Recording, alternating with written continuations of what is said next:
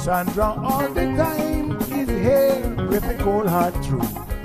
She's the ears and the eyes for me and you. Every day, everyone want to hear from Sandra. And every time on the air, she's getting better. Tell your sister, tell your brother, tell your mama, to call Sandra in the morning and in the evening. She always calling Sandra. And when they start fighting, they calling Sandra.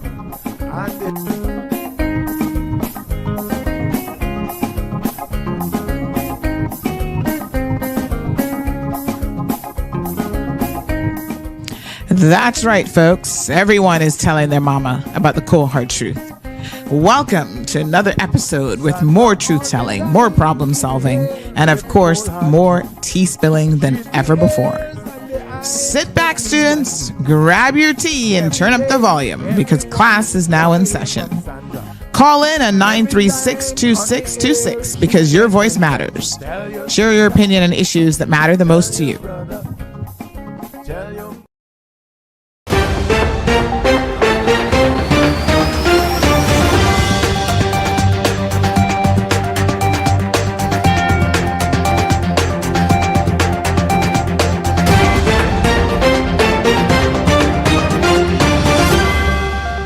Good morning, K-Man. I'm Ada, bringing you the top headlines from Cayman Mile Road this Thursday morning, November 28th. Coming up from the CMR studio, a wanted mental health patient is back in custody, legal troubles mount for Dr. Deosaran, and some major arrests in a regional drug investigation. We begin with an update on a story we've been following. Police have confirmed that Travis Webb, who escaped from Georgetown Hospital's mental health unit on Monday, is now back in custody. The Royal Cayman Islands Police Service reports that Webb, age 32, was located and arrested last night around 9 p.m. He had been the subject of an urgent public appeal following his escape from secure medical care. Webb has been safely returned to custody, where he will continue to receive necessary medical treatment. The RCIPS has expressed its gratitude to the public for their assistance in this matter.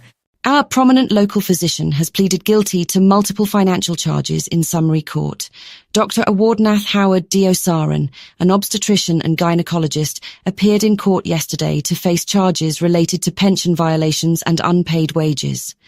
Dr. Deosaran, owner of the Center for Women, Family and Child Health, entered guilty pleas to charges involving over $244,000 in financial obligations. The charges include failing to make required pension contributions and unpaid employee wages. Court documents show the largest single charge involves $160,000 in unpaid wages owed to a former physician employee. Additional charges relate to missed pension plan contributions, with amounts ranging from $800 to $12,600.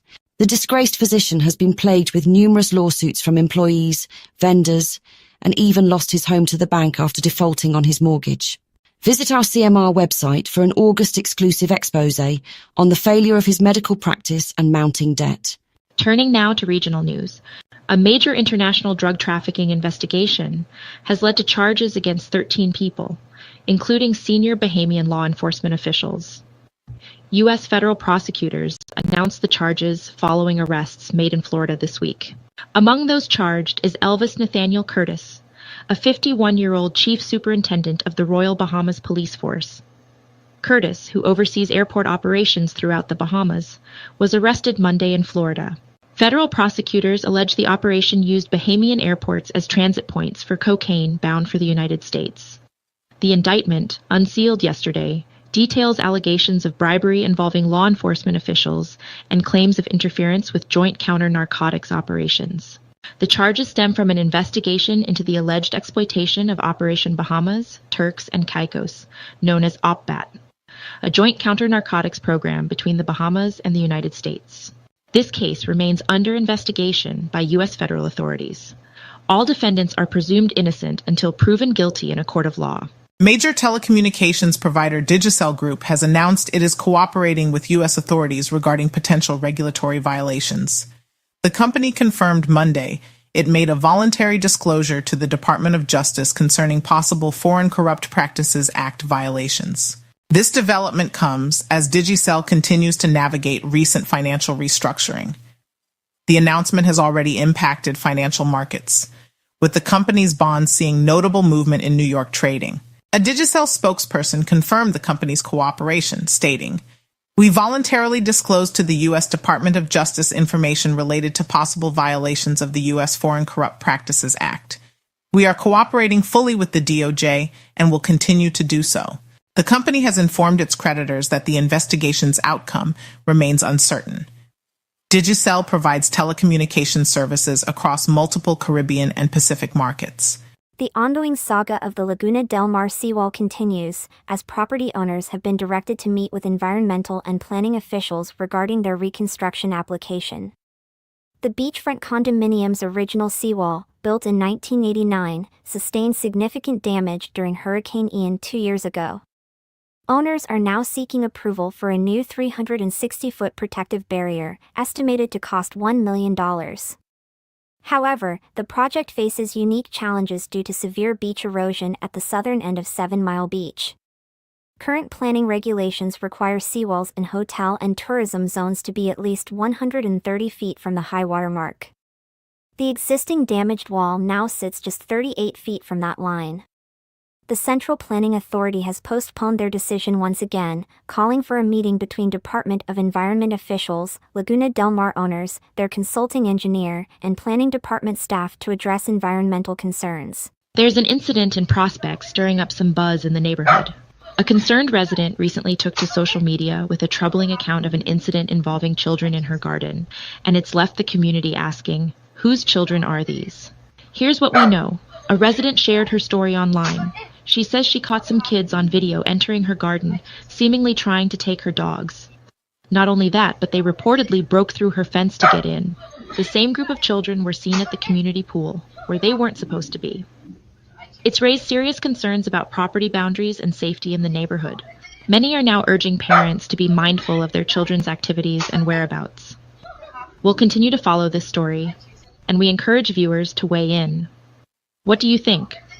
Should there be stricter community rules, or is this a one-time incident? Let us know on our social media pages. And coming up next, we'll shift gears to some feel-good news. 15 young people have now joined the ranks of over 150 outstanding youth, recognized for their contributions across the Cayman Islands through the annual Proud of Them Awards program.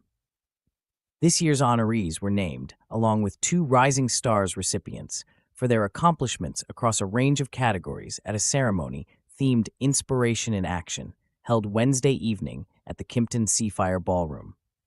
The awards, organized by the Youth Services Unit and Ministry of Youth, are presented annually to young people who have done outstanding work in areas such as career, sports, academics, business, culture, and community service.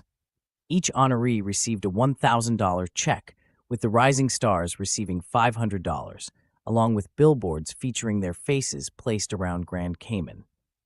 In 2025, the ministry will launch a social media campaign to highlight their stories.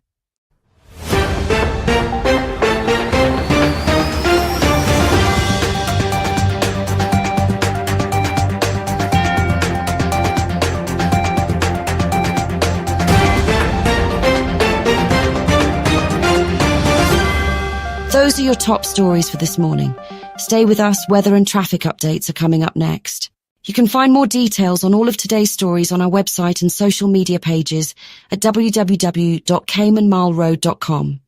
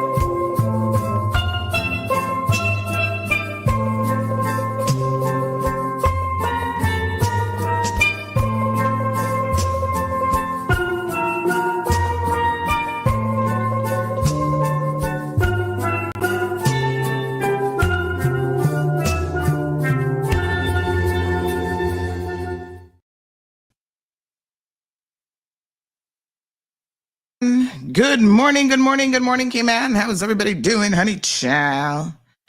Everyone is good. Happy Thursday. It is the last Thursday and the last week of November. In case you missed the memo, yes, my darlings, that's it. We are rolling straight into December, and then 2025, God's willing, is literally right around the corner. Isn't that something? Well, anybody enjoying some Good Friday sales? What's it called? Not good. Is it good? No. Is it Good Friday? Black Friday. Oh my goodness. So confusing. Black Friday sales. Yes.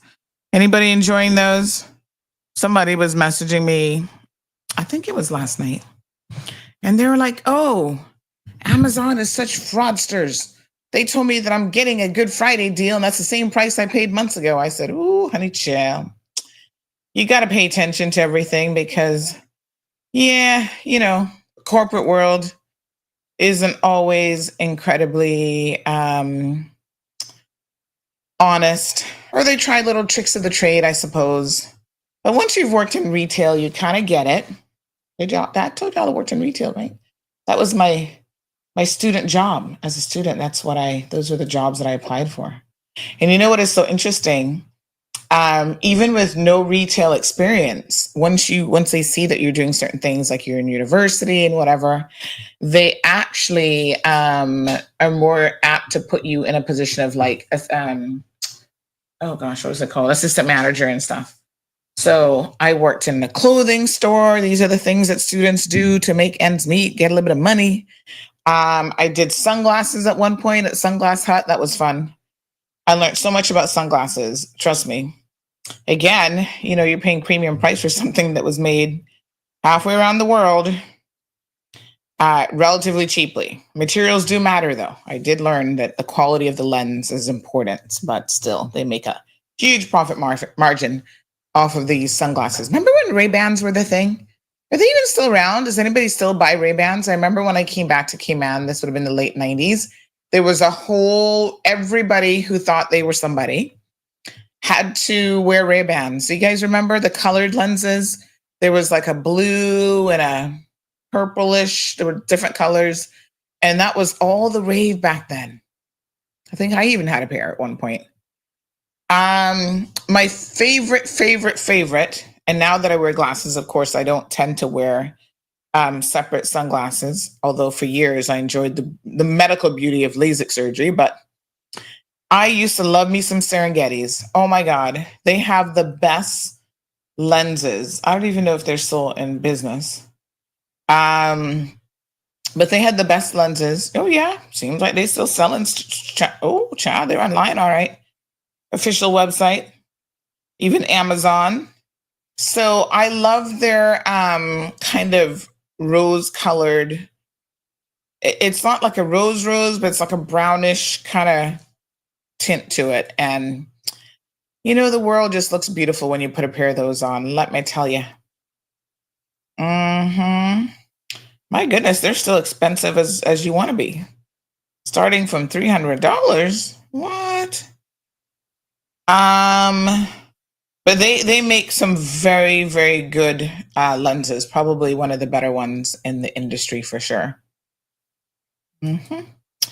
So yes, I mean, if you're in the business, in retail, you know all the tricks of the trade and how they mark stuff up in clothing retail.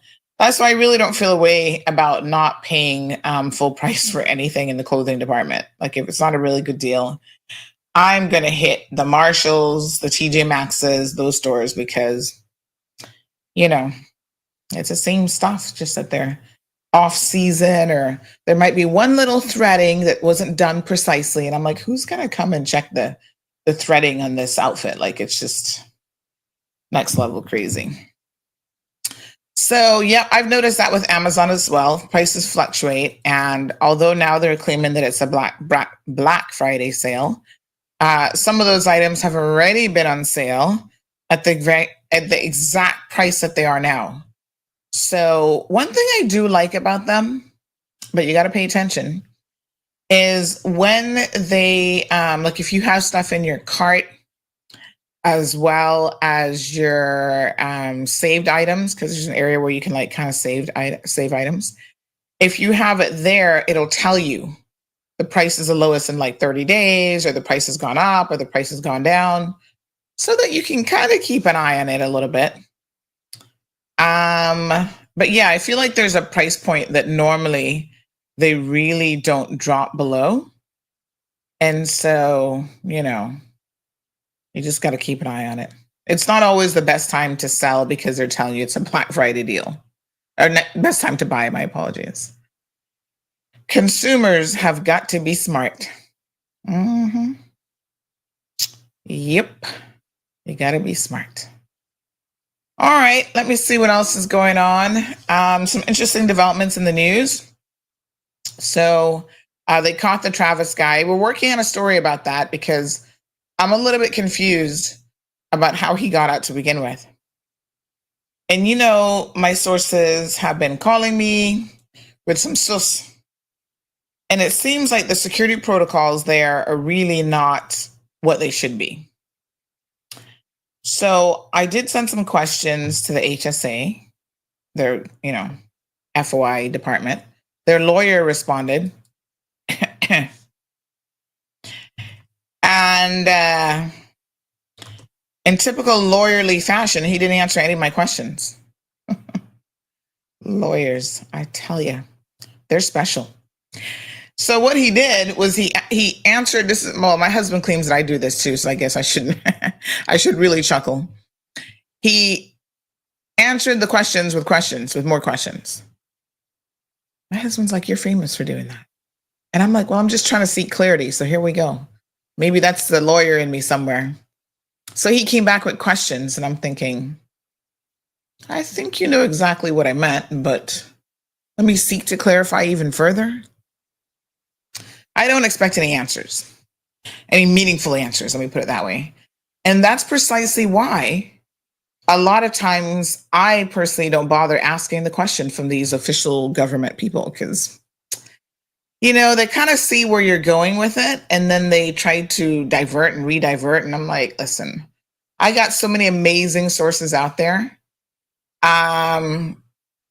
Sometimes we'll just send the question through to cover or rear ends, like, okay, we did reach out to them. They didn't say anything meaningful. Let's move on and let's go with the story. But there's a lot of questions about the security at that facility, and people who are familiar with it. I've never been to the mental ward to like visit anybody or anything like that. But people who are familiar with it have said to me that the guy gets to go to the gym. He has somebody come pick him up, and he gets to go to the gym almost daily. I was like, what? They're commingling people within the facility. So there was a teenager in there, like maybe 14, 15 years old, still a child. And there was an older lady who was very, very aggressive towards her and getting wanting to get physical with her and was threatening her. And this person was shocked that there was no separation between underage individuals and older people in this mental facility. And I'm told that they have it set up almost like cells, but people are allowed to just roam freely within that area. Like, we need some things answered about this situation. They claim their response was, oh, well, there's a police investigation going on about how he got out. And I'm thinking, okay. But they look like they need to get him a haircut from this picture. Hopefully this is not a recent picture. But yeah, lots and lots of questions. So let me tell you some of the questions that I'm asking them. I asked about security protocols. Where are guards? Where are they stationed? How are they So didn't get any of those. I asked how many. There was questions that he glossed over and didn't answer. Let me show you how lawyers are. So there's very specific questions that were very, very easy to answer. And he didn't answer any of those. And then he came back with 3 questions out of what I sent. So I wanted some information on the mental wing at the HSA in particular. How many patients are there currently? How many rooms? What are the visitor protocols? Daily routine of the average person, age spread, specific to the missing man. How did he leave the facility? Security protocols for the facility. So surely telling me how many patients there are is very, very straightforward. But their lawyer didn't answer that question at all. What he did was he came back and said the following. Daily routine of average persons. Please clarify what is meant by daily routine of average person. Like, what do you mean what's meant by daily routine? What do they do in the day? Get up, have breakfast at 6 o'clock. Do they sleep until 10? Do they determine, you know what I'm saying? Breakfast served at a particular time. Do they go out in an area to get exercise? Like, I just want to know, what's the routine? Is there a routine, or people just do whatever the heck they want? And he says, what is meant by the average person and what is meant by daily routine? Oh my God. Are you serious? Okay, let me try to explain it, because I'm sure he'll get this message, and I'm sure HSA people are listening. What is meant by the average person? I suppose you might have people in there who are locked down for different reasons. So they're in isolation. I'm not talking about those people. That's what I meant by the average person. Like, I'm not speaking about those people who might have, you know, very specific conditions put on them. Like, if you're just in there, because this guy has been there for years, what is his routine like? What's the 15-year-old's routine like? Is that child like being homeschooled in the mental ward? Do they, you know, get to go to school and then escorted back? That's the daily routine kind of questions. Like, what, you know, how does it work in there? I mean, I'm not in there, and I'm hoping not to go crazy to have to go in there. Then he comes back, and specific to the missing man, how did he leave the facility? Well, the matter is subject to criminal investigation, and as such, inquiry should be directed to the RCIPS. But it's your facility, dude. He didn't escape from an RCIPS lockup. So the RCIPS is going to carry that investigation and come back and say that HSA did XYZ. Like, you can't just say from now, you know, we were serving dinner and he just walked out the front door. Security protocols for the facility, another one. Please clarify what is meant by security protocols, noting the risk to national security that this might pose if such information is disclosed to the public. Say what? I'm confused. There's a national risk that could be posed to the public, yet this dude, who some people say is an alleged murderer, is able to walk out and get on the streets for how long? And y'all are really going to respond to one of my questions talking about, you can't tell me about security protocol because there's a national risk? You have got to be kidding me. Like, seriously. This is crazy. Clearly there's a national risk if this man could get out and y'all not able to even say how it happened. That's beyond a national risk, folks. This is ridiculous now. But you're not going to tell me what the protocols are. But here's what I'm getting at. HSA, y'all paying attention to me? Listen very, very, very carefully. I need y'all to listen. Because this isn't really rocket science. All right? Security protocols. Tell me why people are telling me that individuals can visit people on this medical wing or medical ward or whatever the heck it is, and they're not even checked for what they're bringing in. And there have been instances of contraband and other stuff brought in to food plates and whatever, and you guys didn't know about it until after the fact. That's what I mean by security protocol. Are people searched when they come to visit inmates? Are people there? Where's the security officer? Is it one guy standing at the door? There's nobody on the inside? I mean, we have a lot of security questions, and quite frankly, responding to an answer about what are your security protocols, where you claim that, you know, we could be risking national security is weak. That's the weakest response that I've ever heard. And so this is the type of response that you get with lawyers or from lawyers when they really don't want to answer the questions at all. And this is why oftentimes we simply don't bother. So even if we get 90% of the story right, we're going to put it out there. And then the 10%, if we get it wrong, they're gonna, let me just adjust that back. They're gonna hyper focus on that and say, no, that's not the case. Then they'll issue a press statement answering the questions that they should have answered from the onset. I do not have time for games when it comes to these agencies and departments and stuff. I really don't. Government, get your stuff together. So then I wanted to ask some questions about the finances of the country and the finances over at HSA. And he was equally evasive on those as well. What a hot mess. Fresh Joe, Shaka, good morning. Oh yes, happy Thanksgiving. It is the turkey day today. Right. If I were living in the States now, honey child, I'd be helping Aunt Lottie in the kitchen. Actually, she didn't want anybody to help her in the kitchen. She was a one-woman show. She would start from the night before.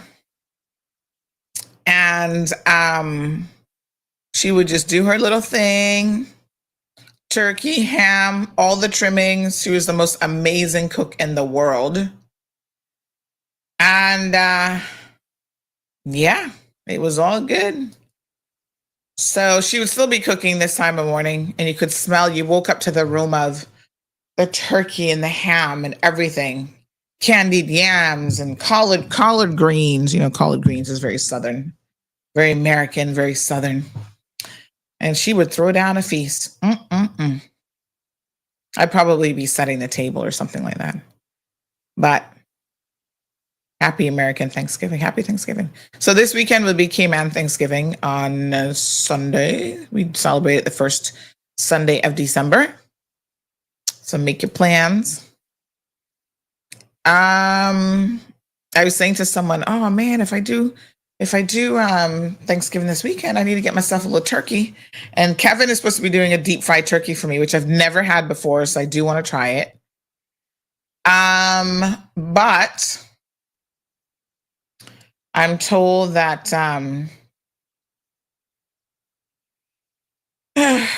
somebody said, but that's too American, girl. That I know came on Thanksgiving. I said, well, this is where you get in trouble because you're doing a hybrid.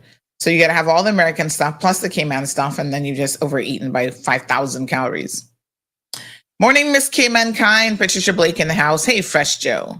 Robert Ebanks is here. Allison, good morning, beautiful.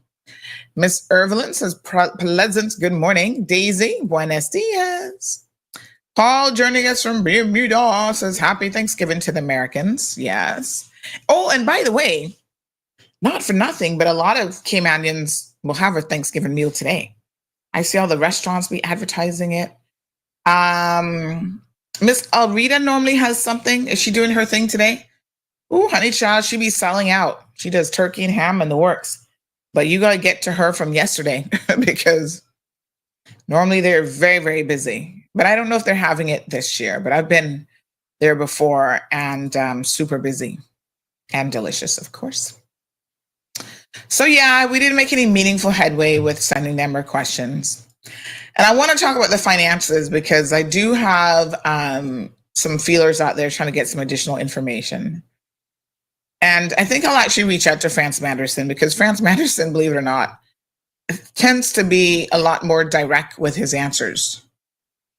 Yeah. So I've got some questions about some of the COLA, the honorarium, and so forth. So I'll tell you in a minute what his responses were to those. I'm telling you, lawyers are in a special category of their own. Hello, Miss Joyce Ann. Good morning. Good morning. Lisa says, I still wear Ray-Bans. Oh, Ray-Bans and Revos, says YouTuber. Yeah, they were the ish back in the day. Inspiring says, yes, I have 15 sunglasses. Well, we do live in a very sunny place, so protect your eyes for sure. Ray-Bans are more hip, but what about Revos? Oh, they partnered with AI Tech? Oh, yeah? Oh, gotta check that out. Good morning, Miss Alba. Happy Thanksgiving. Cameron says, yeah, we're not counting no calories today. Listen, Calorie counting is out the door for the rest of the year. Don't go hog wild crazy with it, but yeah, it's just too much. Between now and the end of the year, oh Lord, we're going to eat so much good food. Strong Wilt, good morning. Happy Thanksgiving. I wish we could send some turtle meat to our Caymanians in the States, but they have to come home for that. Yeah, they don't even allow you to take in cooked turtle, right? There was something weird where years ago, obviously you couldn't take it like raw, whatever, but is there now a rule against cooking it and taking it in? Like there's even like certain types of cooked food you're not permitted to take into the States. I don't know. I've never been one of those people. My aunt was kind of like that back in the like 80s and stuff, right? She would, like if she knew somebody was coming, like Miss Sheila and Jan, they would be Georgetowners. They would be, Jan Thompson and them, Sheila. Sheila's, what's his name, mommy? Oh, Lord, hear me now. Sound like a proper Caymanian, but what's his name, mommy?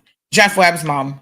So my aunt knew them because, they kind of all grew up more or less in the same area of Georgetown, to be honest. So she, and they spent a lot of time, I felt like, in the 80s in Tampa. So she knew that they were coming. They would communicate and be like, Aunt Lottie, you want anything? And she'd be like, oh, yes, honey child. Y'all got any of that Cayman lobster? She had a very Southern twang. You heard the lady who called in about her girlfriend and that whole mix-up story the other day? When I heard her speaking, they kind of drag their words and stuff like that. That was my aunt. She did not have a Cayman accent at all because she spent most of her life in the States and kind of had picked up this Southern accent along the way. And she would kind of drag her words, Sandra. And I'm like, okay, honey, chill. But yes, she'd be like, you have any lobster? They would bring her all kind of stuff back in the day. But, some things you couldn't take in raw. It had to be like pre-cooked or whatever. You have any ackee? They didn't have as many Caribbean options in terms of stores in the U.S. So she had to get what she could get, honey child. But anywho, yeah, I don't know what's permitted these days, but I've never been a person that is like traveling, taking food for people. I'm like, honey child, you better come home or find a Caribbean restaurant somewhere to get your oxtail because I'm not bringing it. Yay. Fresh Joe says the guards are overworked, underpaid, and in most cases not trained to deal with mental health cases. Yeah, they didn't want to answer my questions, none at all.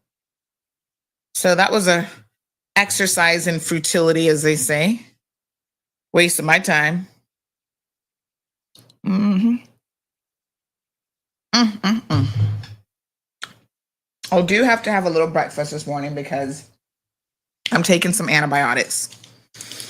And the pharmacist specifically said when he handed these to me, he said, young lady, you're going to have to eat with this because this is going to tear your stomach up if you don't. I said, oh, Jesus. I'm already having enough stomach issues this week. I don't need any more stress. It's only for 5 days, but 3 times a day. So I'm going to have a tooth extraction next week. Fun times. So I got to take this to kind of settle that situation down. So yes, I'm having some oatmeal this morning. Questions are answered and windshields round. Yeah.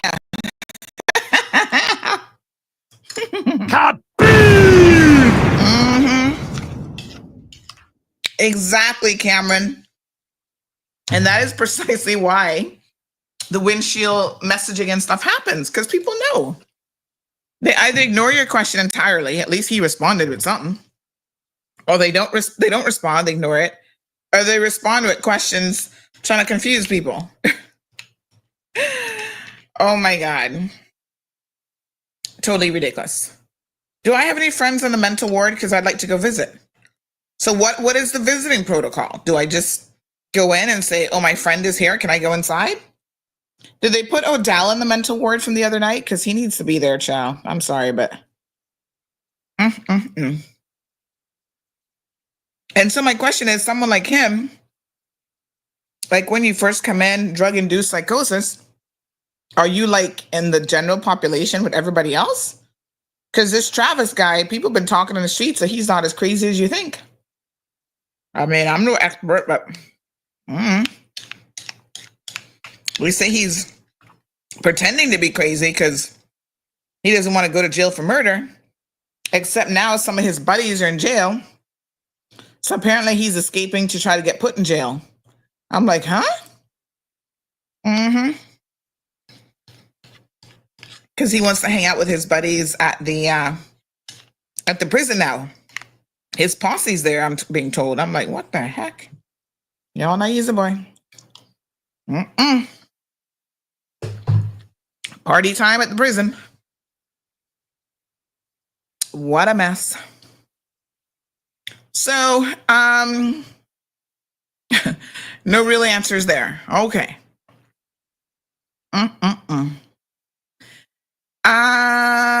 Shaka Zulu says, Auntie Sandy, you could get one of your listeners to stop by the mental facility and report back, if at all possible. Well, I spoke to people who've been there, and they're like, Sandy, please. I walk in there with a bag and with this and that, and I can have anything in there. Weapons, whatever, nobody ain't checking. And I'm like, what? What do you mean? And they said there was an actual incident. I think it was drugs or something, where someone took in something and they didn't discover it till later. So, with all due respect, Mr. HSA lawyer, when I mean security protocols, I mean security protocols. I mean, we see with the prison, how even with the so-called best security protocols, people are still managing, including officers, to take drugs in. Who's checking the officers?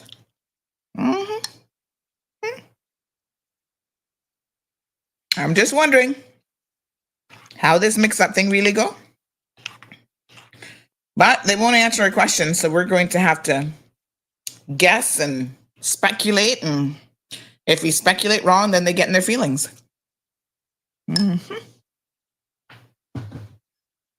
Anyway, I was curious as well, as an agency, how they're going to handle the COLA, like all the increases that Madam Juliana O'Connor Connolly has announced. And I asked some questions about that, and of course they weren't answered either. This is what he came back and said. So my questions about the finances, I said, separate from that, read the COLA $2,000 December payment and minimum salary of $3,000. How much is that adding to the HSA budget? What's the cost for December? How does that impact salary scale in terms of the dollar amount for December? And where's the money coming from? Would HSA have been informed of this decision before it was announced on radio or budgeted for it? So remember, now we talked yesterday that the SAGCs and HSA is an authority, so they're one of numerous agencies.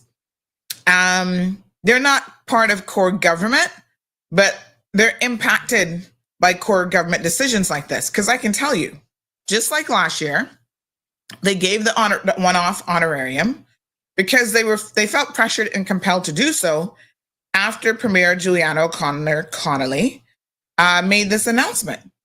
So here I am asking him about this, and he is ignoring it the same way. So he comes back and says, this is funny. He says, please note that there's a distinction between the civil service and the public service. Okay.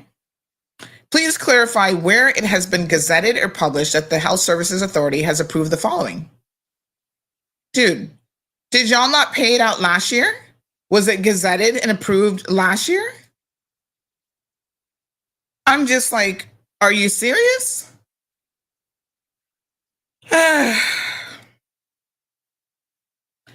So that was his response to that. But let me tell you what I do know, because they're not going to tell you, as you can see from the responses. Oh, where has it been gazetted? Why do you think we're doing it? Because at the board level and at the management and admin level, y'all are talking about it. Because like many other agencies, you simply don't have the money. Now, you could have just been honest with me and said, it's in discussions because we're trying to find the money, that now we feel compelled. You know, his answer gives you the sense that, oh, they're not doing it. This isn't a thing. I would almost be willing to bet Zeus, bet the farm, that they're going to be giving out that $2,000 honorarium in December, just like they did last year. I understand the civil service and the public service is different. But I also understand that you guys feel compelled, just like you did last year, to follow suit and do exactly what government has done, just like all the other agencies out there are now scrambling to find the money because they don't have it. So the fact that there was no warning that this was coming down the pipeline, and this is the dangers now of political leadership, like the current one that we have, where there's no planning, there's no budgeting, like there's nothing involved here. She just throws it out there on Radio Cayman that, oh, I want y'all to feel good today. We're going to have a feel good moment. We're going to give you a $2,000 honorarium. We're going to increase the minimum salary. And we're also going to now give you a COLA of 5% or whatever. And it's like, did you poll anybody? Did you look at budgets? Did you really see if you have the money? We're going to get back to the Auditor General's report here. And I would dare say that you don't have the money. But you see, they don't think about any of that. None of that matters. So let me tell you all what I do know. Cayman Airways doesn't have the money. Cayman Airways is highly subsidized by government. So you know who is, y'all talking about, oh, there's a difference between the civil service and yeah, that's good. Fine, we get the distinction. But guess who has to subsidize you when you're not making any money? So when the HSA isn't making any money, who has to subsidize them? Not government, not core government. When Cayman Airways, isn't making any money, where's it coming from? Core government. All in the same bag eventually. So my sources reveal that Cayman Airways definitely don't have it. They're not fronting. They're not pretending. So they've gone back to the ministry and said, where's the money coming from? Y'all going to give it to us? Because you see, I need to point out here the duplicitous nature of what Juliana O'Connor Connolly did when she made this announcement that it's only going to cost, and this is now referring to the honorarium, the $2,000, that it's only going to be roughly $10 million, and that's coming out of savings that were realized in that specific area. Well, that is a lie. That's not true. Good morning, caller. Good morning, CMR. Good morning. Flow to test on call 14 captain. What? I'm going to make a few more calls. This is one is from prepaid after test from some of the numbers, so I'll call you back. Oh my God! You almost made my spoon drop out of my hand. We're gonna get our prepaid or toll-free number today. I am hoping so, but I'll confirm once I come to do that. Party time. Okay. Thank you. Call you back. You're welcome there. Bye-bye. Wow. Oh my God. Can we please get a drink around here? I don't know what y'all drinking. Miss Stacy, I'm going to need some tea after that. What? Hello. What day is today? It's Thanksgiving. Please put it down in your calendars that November the 28th, 2024, Sandy finally got a toll-free number. After 4 years. Bless your little hearts, Flo. We appreciate you. They're going to make it flow around here. So now, Flo customers, I don't know if it applies to anybody else, but definitely Flo customers, any child, y'all going to be able to call the show for free. Wow. This is such good news.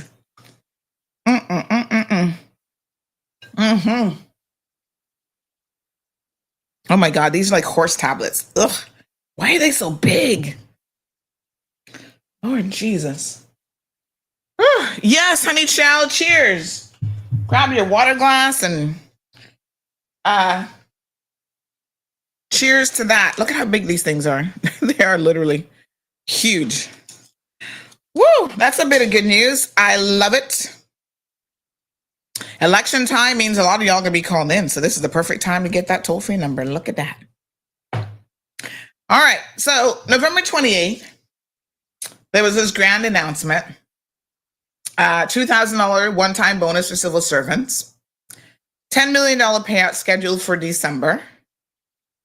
And she says it's only $10 million. Well, that's for core government. So I have a question, and this is what I'm trying to get some numbers with. SAGCs and everybody else, first of all, is there anyone who didn't take advantage of it last time? Any agencies, any authorities, whatever? No, the HSA did. So the fact that their lawyer's like, well, it's not gazetted, sir, with all due respect, let's not play games. Just answer the question. You did it last year, and you're trying to find the money to do it this year. But you know how much it's going to cost them? Since he won't tell me, I'm going to tell you all the cold hard truth. Just for the honorarium, we are looking at $2.9 million that the HSA has to find. Let me repeat that again, because I think y'all might have fallen asleep this morning. Okay. The HSA Board of Directors, the management at the HSA, because the HSA might be the largest employer, like the single largest, authority. 1,400 staff work at the Health Services Authority. For them to pay out that COLA to 1,400 people, you're looking at, let's round that up to $3 million. $3 million they don't have, that wasn't budgeted and wasn't planned, because the leadership of this country doesn't believe in planning, budgeting, or any of those things. They're going to just drop it on you on their favorite radio station and expect you to figure it out. Imagine $3 million. Where's it going to come from? They're going to what? Not buy that important machine for your heart health? Not hire expert doctors because they can't afford them? Because now they got to find $3 million? Like, where does the money come from? Money just doesn't fall out of thin air. I mean, I know we all wish it did, but it doesn't. Lack of foresight, lack of budgeting is just absolutely unbelievable in this country. Now, stick a pin, because it would be bad enough if they just had to find $3 million. What she didn't talk about at all is that now there's a minimum salary guarantee of $3,000. For a lot of people, that might not be, like, maybe they were just below that by a couple $100.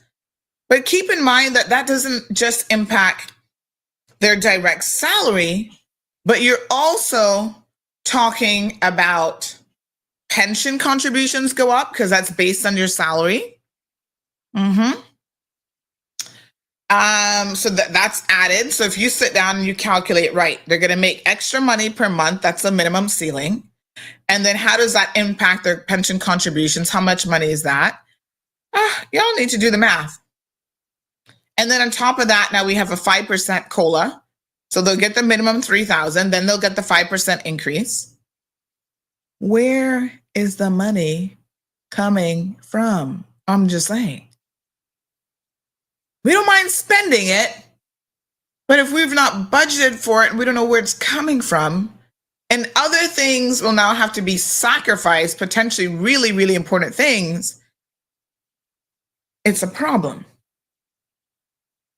So while she maintains that this $10 million will be funded from within the existing government budget, that's not the case for the SAGCs. There's no existing government budget. They don't have any realized savings.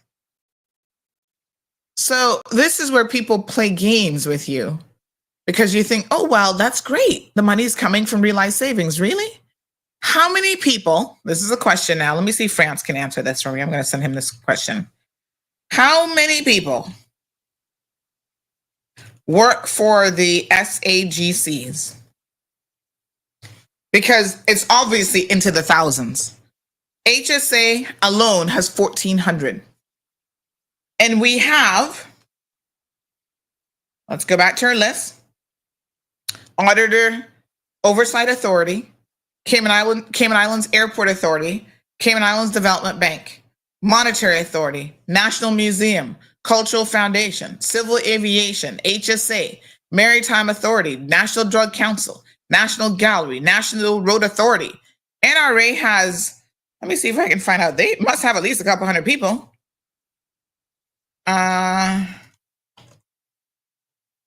So, probably looking at the thousands for sure. Let me see. Who else we got? Let me go back to my list. Port Authority, Public Service Pension Board, Tourism Attraction Board, University College of the Cayman Islands, Utilities Regulatory and Competition Office, Water Authority.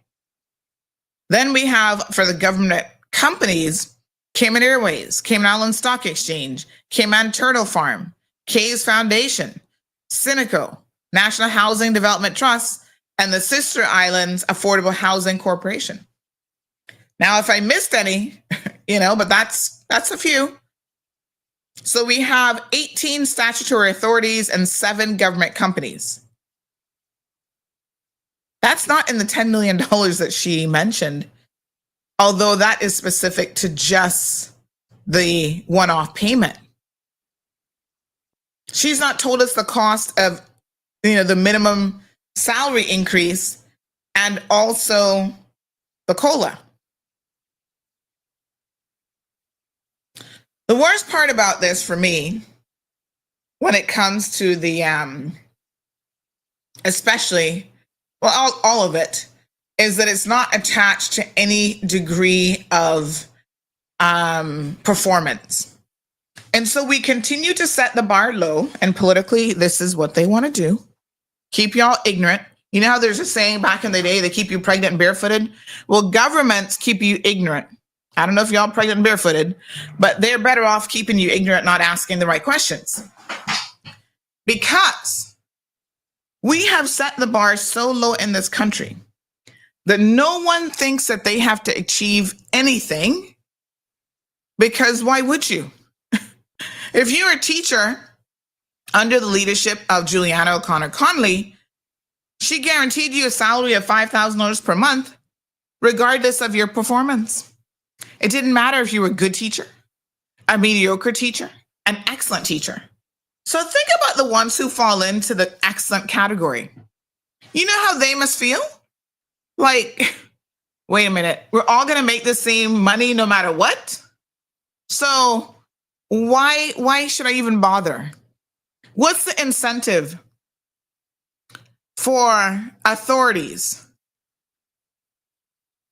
My apologies. What's the incentive for high performers to actually continue to be high performers if you're all going to be treated the same way regardless of what you do?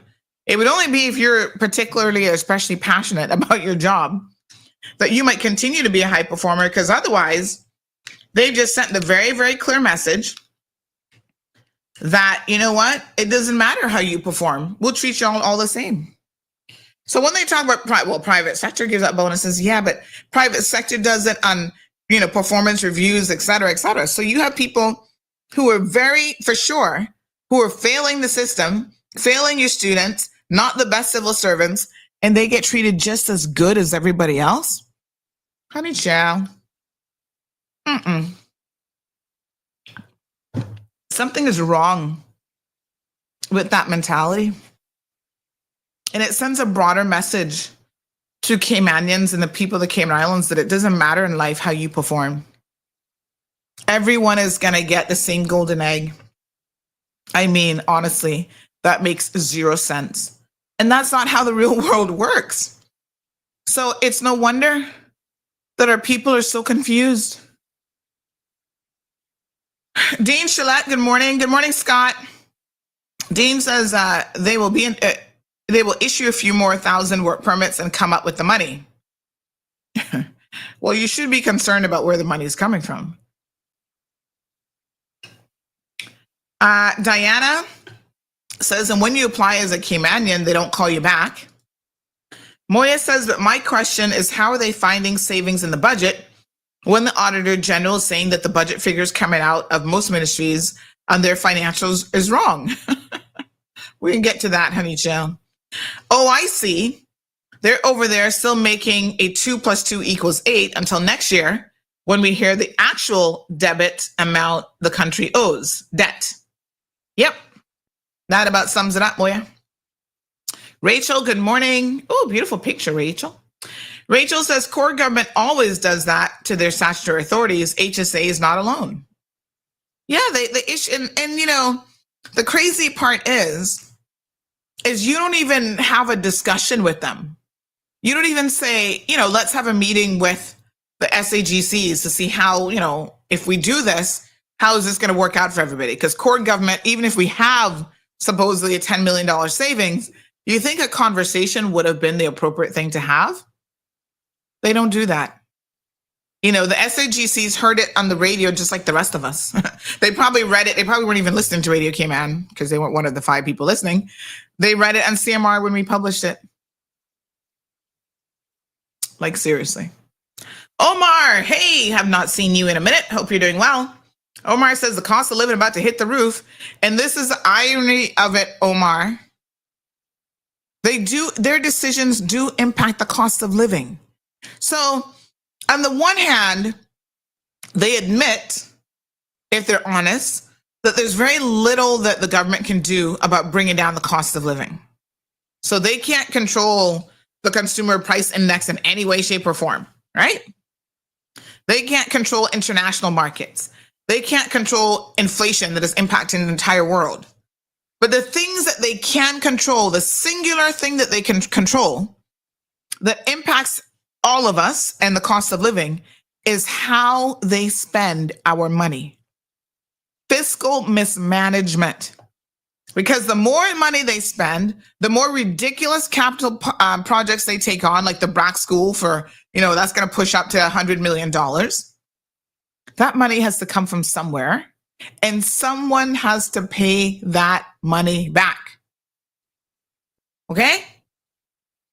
They're increasing corporate fees. We talked a little bit about that yesterday. We're going to soon, listen, Cayman finance is the golden egg. There's a fake narrative, and I know those of you in tourism are going to be up in your feelings this morning, honey chill. And I'm going to say to you, just relax, because the truth has got to be told. There is a fake narrative in this country that we have a twin pillar economy. You always hear it. Oh, the 2 pillars of Cayman's economy, finance and tourism. Y'all need to pump the brakes. The cold hard truth is that we have a 1 pillar economy. It's financial services and tourism, which accounts for far less than financial services, is like a little baby trying to do a thing. Okay? And this matters. Even from the perspective of we're having discussions, maybe the referendum is going to go forward. We don't even know at this point. Do we need a port? Do we need these mega ships? Policy decisions on how we're going to continue to support and manage our money. So someone sent me something this morning, which I thought was interesting. I need to find out where this guy spoke.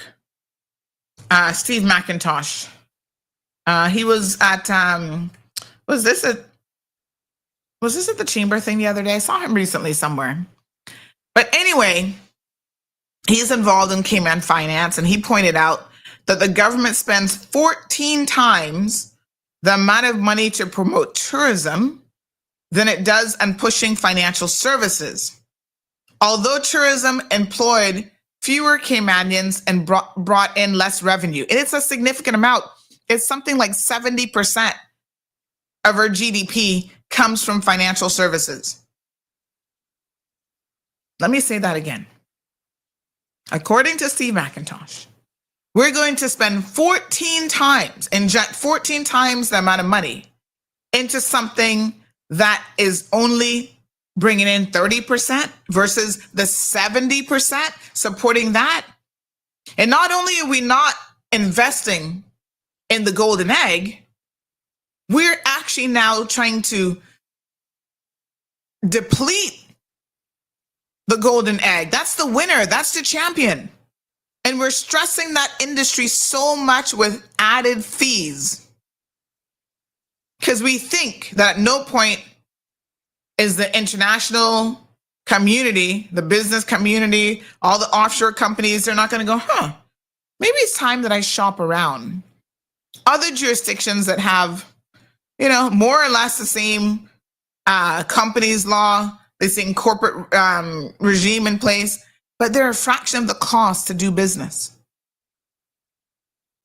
We're going to have a problem. It's crazy when you think about it. These are the types of decisions, folks, that are happening every single day in this country that we, the people, the voters, need to pay attention to. Don't be fooled by what matters.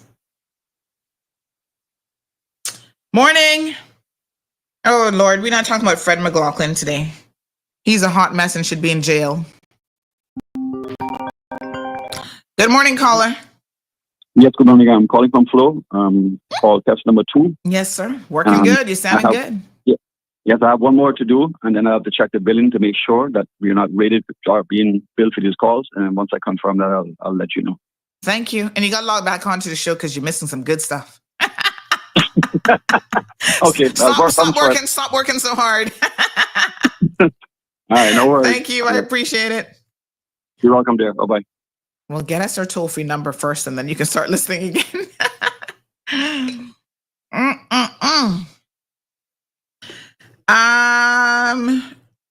Moya, no. So I don't know what core government, how many people do we have in core government? It's got to be more than that, but I think core government is probably closer to 4,000 or 5,000. So the 1,400 wasn't core government. That is for HSA.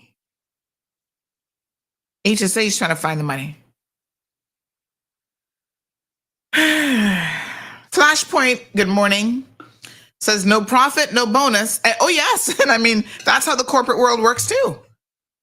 Its entire organization doesn't realize a savings or, something. They're not paying out no dividends.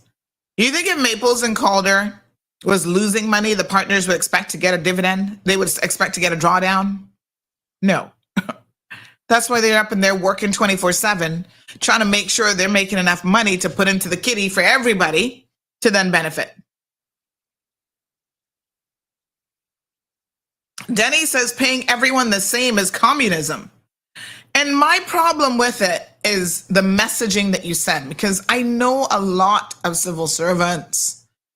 And, they're just focused on, well, Sandy, I just need a job, pay me $3,000 or $3,500. And I'm looking at them going, okay, what's your skill set? You see, y'all not going to roll up on me with your foolishness. How you make more money is by acquiring a skill, improving your skill. Take a course. Every single time I hear these people complain, I'm not getting paid, not that government. I said, really, what have you done to make yourself more valuable to your employee? You've been working with government for a couple of years now. Have you done any training? Have you gotten a little certificate? UCCI right there. You can go get an associate's practically for free. Have you done that? No.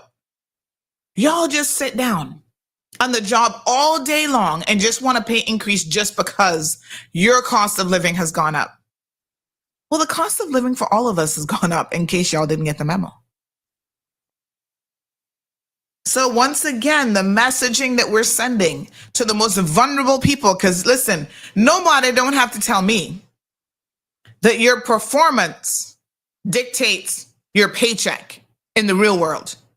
I know this. The people who don't understand that concept, a lot of them are civil servants and they just don't get it. And when government does something like this, they reinforce that message to those individuals, and that's a problem. Good morning, caller. Yes, good morning. It's me here again. Oh, hey. This is the last call for now. I just need to check the billing records to make sure it is your rated, and then I'll get back to you. Okay. The confirmation. Thank you very Thank much. you. All righty. You're welcome. Yeah. Bye-bye.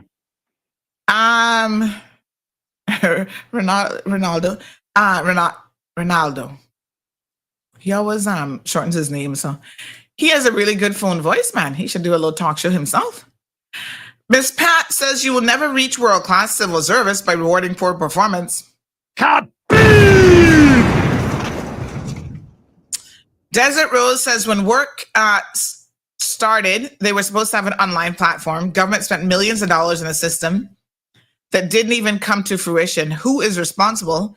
John is silent on the matter. Lord Jesus. Well, John already told y'all to stop expecting so much out of him. He's told you in his own words that he underperforms. He sets the bar very, very low. So I don't know why we keep asking him to do anything at all. I mean, I guess we need to believe him when he says he set the bar low. There's never any accountability. We have wasted millions of dollars, and we're going to go back to the Auditor General's report here in a second. But we have literally wasted millions of dollars on all sorts of things that didn't work, never came to fruition. And I have never, ever heard of a single person, Desert Rose, ever being reprimanded or held accountable. You know what they do? Poor France Manderson. This has got to be his decision, protecting people in the civil service. They move them into his portfolio. That's like what's the word I'm looking for? That's like the graveyard. When nobody wants you, or you're in some kind of trouble or whatever, and you're that close to having your job on the line, they just give you to France, and France gonna just keep you there, honey child, in a waiting pattern. You know, they're still not gonna reprimand you or anything, but yeah. Hot mess. Omar says all this money they're looking to spend, I only need $5,000. I won't be greedy. Yeah.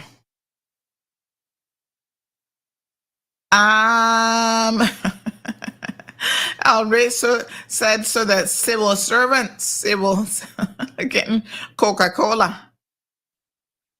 Oh, did I say employer earlier? Y'all know what I mean. Hello, Blair. How are you? Says being that Juju is the education minister, she should have known that giving everybody a trophy is only hurting the system. That would have been a perfect opportunity for people to be proud of themselves or to step it up for the next time. Maybe we should get better service. We would get better service if they had to work for those bonuses. She should know. Blair, honey child, she should know. But the truth of the matter is she doesn't care. Because it's not about that. It's about trying to get a block of civil servants on your side. So every time now she walks through that building, whether they understand her level of incompetence or not, they're all patting her on the back and like, oh, thank you, Miss Julie, for that little money. And unfortunately, that's how the cookie is crumbling around here. But you're absolutely right. This concept of you get a medal and you get a medal and oh, you showed up. You get a medal for showing up. What? Lord Jesus, please. In the real world, that's not how it works. You don't get a medal for just showing up. I'm sorry, but it's like, what? I don't even know what to say. It's absolutely ridiculous. You know, even as parents, we struggle, right? Because, yeah, I mean, you're trying to build your kids' self-esteem and all this good stuff. And, but at the same time, let me be very, very clear. You should never tell your kids that, everybody gets a medal just because. No, there has to be a winner. I tell my daughter, oh, but we're getting a gold medal for what? My husband says sometimes I'm a little bit too competitive. I said, really? Well, there's a winner. First place, second place, third place. After that, forget about it. Okay? There's a reason why you have grades and you have a valedictorian. That's the top person. Not everybody's going to be called a valedictorian. Okay? Not everybody's going to be the CEO of an organization just because. We want people to feel good. You can feel good based on your achievements and setting the bar for yourself higher in life. That's how you can feel good. Listen, you can be average, you can be mediocre all you want, but don't expect to get fireworks for it. I mean, it's all right. Vanessa says, we need the cash, Sandy. Vanessa, I need you to think about the bigger picture when you make a statement like that. Everybody needs the cash. But is it really going to benefit you in the long term? I'm telling y'all, right now, I just got a little message. I talked about this briefly yesterday from CNB. CNB says they got $10,000 that they can give me. Oh, Christmas is here. And you've been so good paying your mortgage and whatever. We're going to reward you with a pre-approved loan, $10,000. It's yours. Take it. And I'm like, not so fast, Skippy. We all think we need more, but we need to be smarter. Who doesn't want $10,000 cash? But these people are not giving you money. It's called a loan for a reason. And there'll be interest that will come with that. Right? So y'all see the short term. Oh, Christmas money. Oh, yeah, I can have a great Christmas for $10,000, honey child. Oh, I could buy that fancy curved monitor that I've always wanted. But if I don't really need it, I looked at the email and I haven't responded yet, but I'm probably going to respond today. And say, you know what? I really appreciate you guys thinking of me. Thank you so much for the offer. In fact, y'all need to let Mario Rankin know, because he claims that I was struggling trying to get a mortgage approved. If you were struggling trying to get a mortgage approved, trust me, CNB would not always be messaging me trying to give me money, even as a loan. So that jackass over there is woefully confused. Good morning, caller. Good morning, Sandy. How are you? Hello, honey child. How you doing? Ooh, the call's gonna light up now with toll free. How you doing? I'm fine. I'm fine. Just enjoying the day, and happy Thanksgiving to you as well. Yes, thank you so much. Yeah, we got to just kind of lighten up a bit and enjoy the season, and be grateful to God for what we have and what we have accomplished, and just kind of simmer down and people that are always having something negative to say about you, or when I say you, about any of us. Yeah. Okay. But, the big problem in this island, everybody expect to survive off of, you would say, hard, cold cash. No. You better look in a different direction. If you're going to live in the Cayman Islands, you have a little piece of property. You better start to develop it, not just in concrete or apartments or buildings. You better look into your agriculture and see how serious it is in the Cayman Islands, okay? If you go to a supermarket right now and you buy a banana, it is so far from having a natural taste. It's all forced grown and everything is just, fast forward, generic, modified stuff. We don't even know what we're eating, but we think that we're going to survive off of this artificial stuff, and we must just have cash to go into the supermarkets and buy what we want. Listen, Somebody better get some topsoil under the fingernails and realize that there is another avenue that we need to take.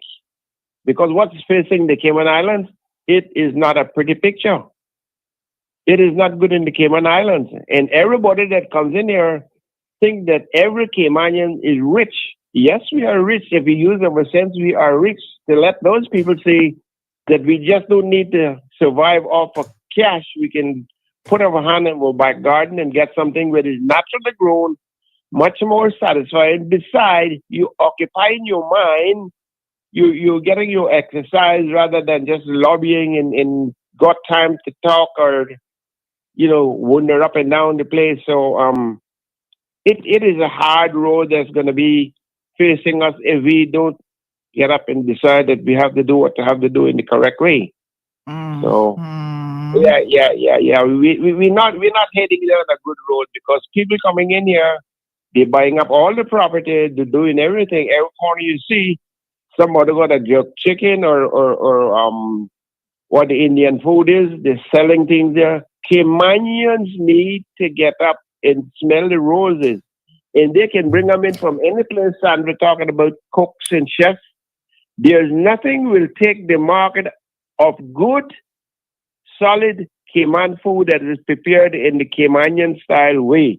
Not coming here and talking about, that's Cayman style. This, oh my God, what a mess, Mm-hmm. Sandra, Okay. have yourself a good Thanksgiving. Yes, sir. Thank you, honey child. Slice the turkey for me. Okay, bye-bye. Yes. But I must tell you that I chuckled when he started talking because the same thing he said that we shouldn't do, he started to do himself. Then he started the conversation talking about no more negativity. It's not negativity. It's just life. I mean, we got to talk about these things because they're part of life.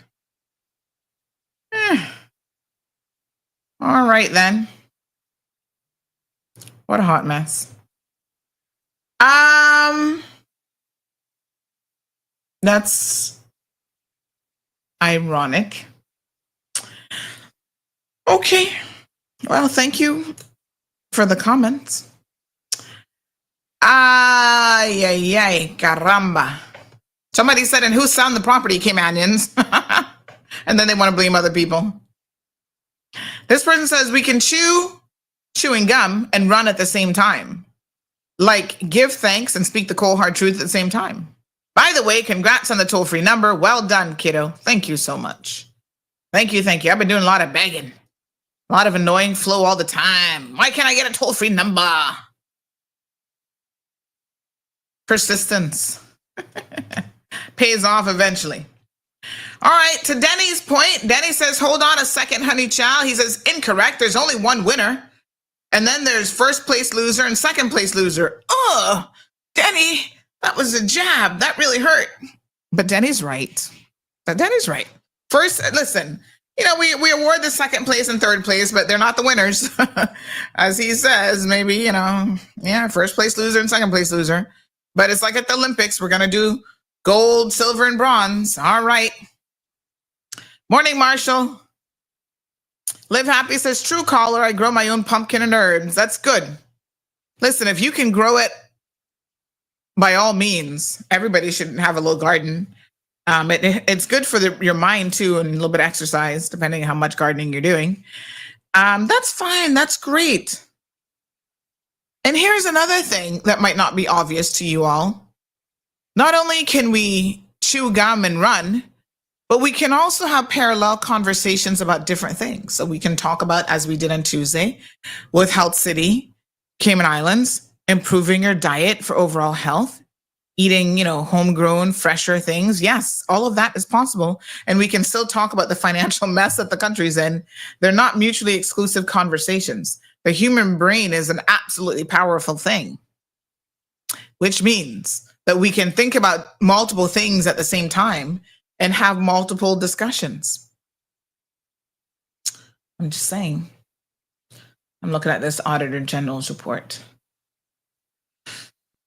Okay, so in addition to, we were talking yesterday, there was a separate report called Improving Financial Accountability and Transparency, Budgeting, At point 65, it says here that it is not clear if the financial consequences of legislation are adequately considered and budgeted for. I noted in the 2021 general report that the HSA had moved to implement the PAA Section 47, subsection 3, in relation to pension contributions before fully implementing PAA Section 47.1. In the last general report, I estimated that all SAGCs implementing Section 47.3 would incur additional recurring annual costs of about $14 million in pension contributions if public servants were to benefit from the same level of public funding as civil servants. This is important. Let's read this again. I'm going to clip this out because I need y'all to hyper focus, because this is really coming back to the point that we were just making. By the way, a good source, we've got A students in the classroom, by the way. Okay. One of my A students said, Sandy, SAGCs is approximately 3,500 people. And core government is how much? Core government is about the same. Let me know how much core government is, because I think it's roughly the same. So if that's the case, that'll give me a better fix on some numbers. So send that through to me, because that's very interesting to know. Now, I'm no mathematician around you, but I knew a few numbers, people, that I'm going to run some figures by. All right. So hold on. I want us to think about what this is saying here. Mm-hmm. Give yourself a kaboom for that toll-free number. Kaboom! Let's give Flo a kaboom. Hold on. Uh-oh. Kaboom! There you go. There you go. So how the toll-free number is going to work? I saw somebody said 1-800-CMR Bobo or something. No, we're not going to actually change the number. I'm not going to force y'all to call a 1-800 number. They're going to just make the existing number toll-free. So you just call the number you always been calling. You're just not going to pay for it. All right, point number 65. Let's read through this and have it make sense, honey child. They use the HSA, ironically, as an example. Nobody's picking on the HSA. I don't want my HSA friends to get up in their feelings this morning, because God knows. But ironically, and I'm going to be honest with you, I hadn't read this segment before just now, and well, it is what it is, because we happen to have been talking about the HSA earlier. So it says here that in the 2021 general report, it noted that the HSA had moved to implement the Section 43.3 in relation to pension contributions before fully implementing 47.1. So what happens, right, is when it comes to legislation, there's some times when things have to be done in sequential order. So you can't skip to the implementation of 47.3 if 47.1 has not been properly implemented. Now, y'all sitting here going, well, Sandy, what the heck is 47.1 and what's 47.3? We don't know. Let's back it up. All right. So we said yesterday that the Public Authorities Act, that's the PAA, came into effect into force on June the 1st, 2018.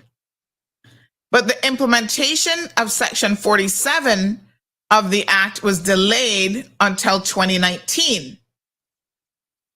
So a whole year, basically. This has to do with the remuneration of staff. So the Act sets out SAGCs are expected to determine staff's terms and conditions and remuneration. Section 41 and 42 requires SAGCs to use the same salary scale as determined by Cabinet, and all jobs be evaluated using the same job evaluation methodology.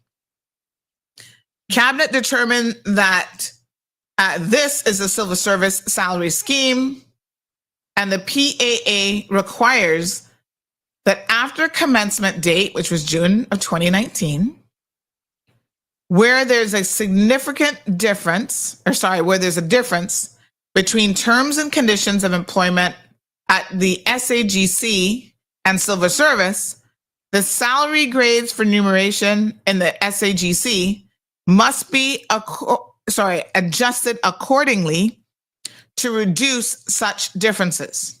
So in other words, in layman's term, they're trying to get the SAGCs to line themselves with what core government is doing. Stick a pin, because I want y'all to think about the response now from the HSA's lawyer and what he actually said to me in his response. He said that there's a difference. I'm assuming this is a little jab at my intellectual capacity.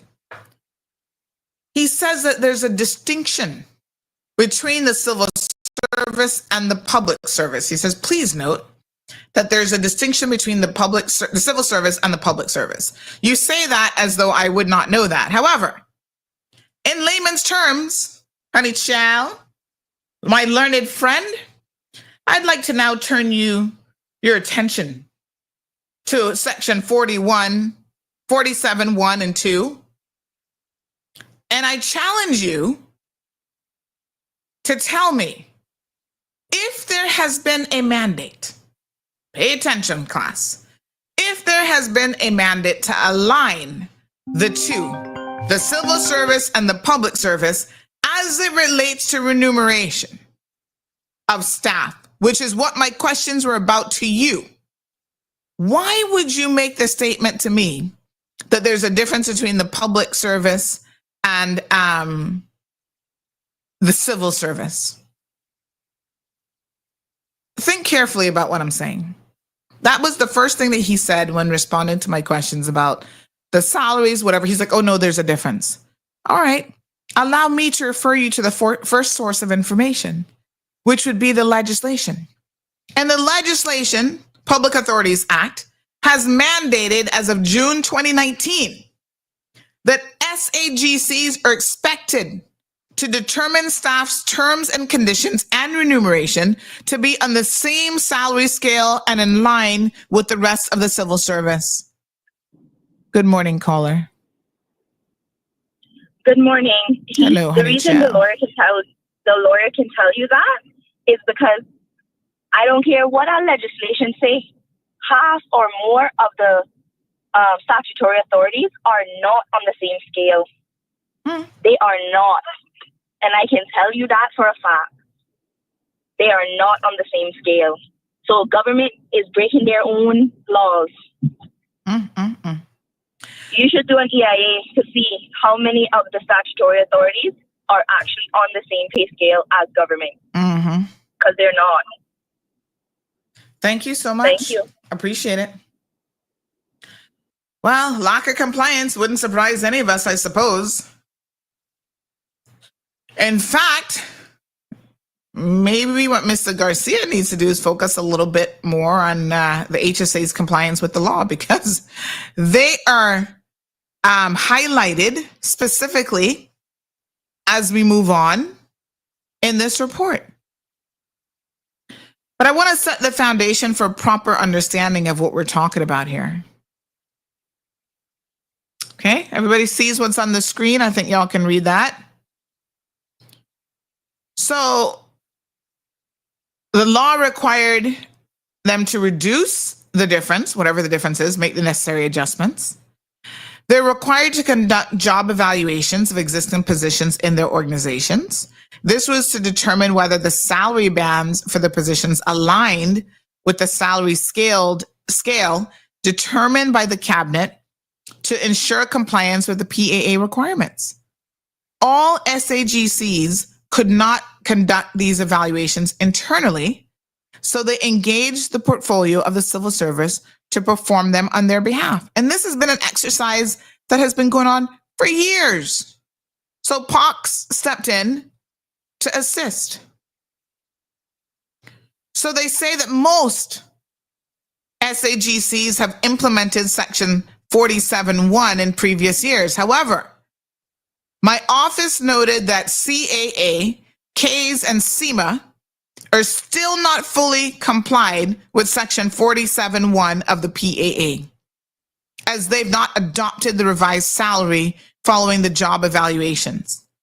Therefore, I have included this as an emphasis of matter paragraph in audit opinions on their 2023 financial statements.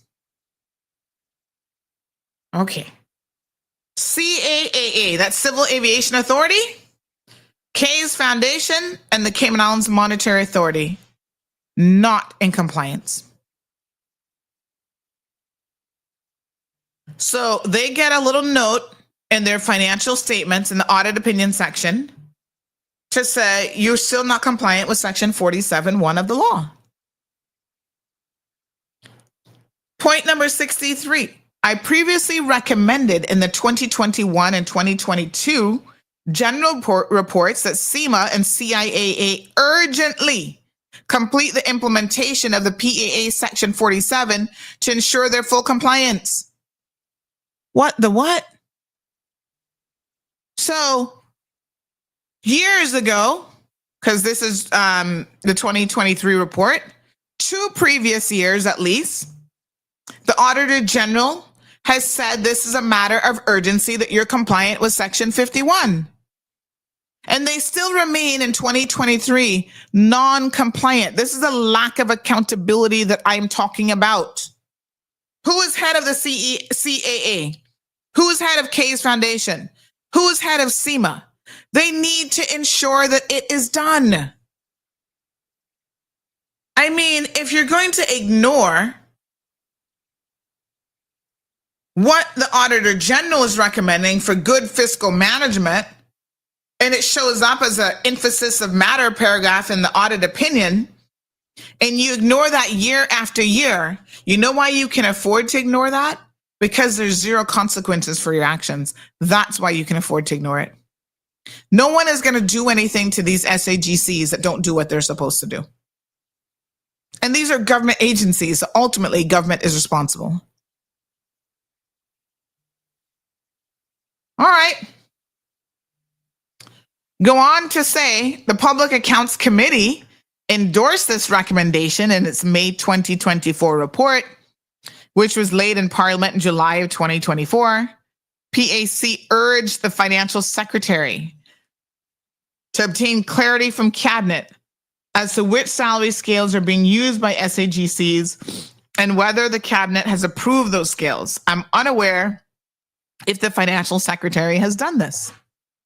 In addition, the Deputy Governor agreed to write to the boards of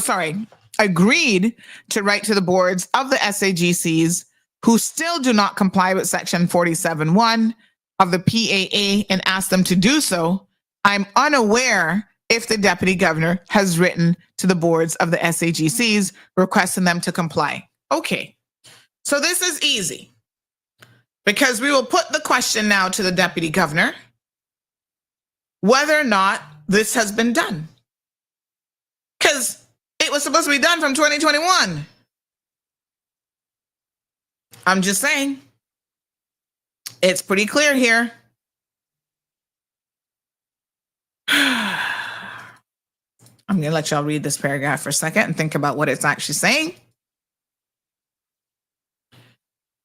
So here's the problem. Financial Secretary agreed to do X. Deputy Governor agreed to do X. Is it possible they did it and simply didn't report back to the Auditor General? I guess anything's possible. Is that likely? Probably not. If they had done it, I can assure you that they probably would have reported and said, okay, checking that off my list, it's been done. Section 47.3 aims to align the non-monetary benefits of SAGC employees with those of their civil servant counterparts where necessary. So that includes health insurance, pensions, leave entitlement, and retirement benefits. So the issue now, going back to the HSA and what they have done, right, is the HSA kind of jumped the gun. So they've worked on 47.3 for the non-monetary benefits. So that's what this paragraph says here. HSA has moved to implement Section 47.3 in relation to pension contributions before fully implementing Section 47.1. How can you do that? HSA, I'm sorry, but excuse me. Maybe it's not legal advice y'all need. You need some good old-fashioned accounting advice. Because what this is effectively saying, and I know we got to break it down here because some of y'all are a bit confused with all these sections of the law. You're like, Sandra, I don't know what the hell you're talking about. What this means is that your salary, your remuneration, your payment scale, which has a direct impact on your pension contributions, they skipped that part and they went to Section 47.3, trying to bring your pension contributions in alignment. But how can you do that if you haven't first made the necessary adjustments to what people are making in the actual payment scale part of it? The payment scale impacts the pension contributions. So I don't even know how they did this because this makes zero sense at all. But apparently, this is what this general report on the 2023 financial audits is saying at 0.65. Goes on to say that they estimated that all SAGCs implementing Section 47.3 would be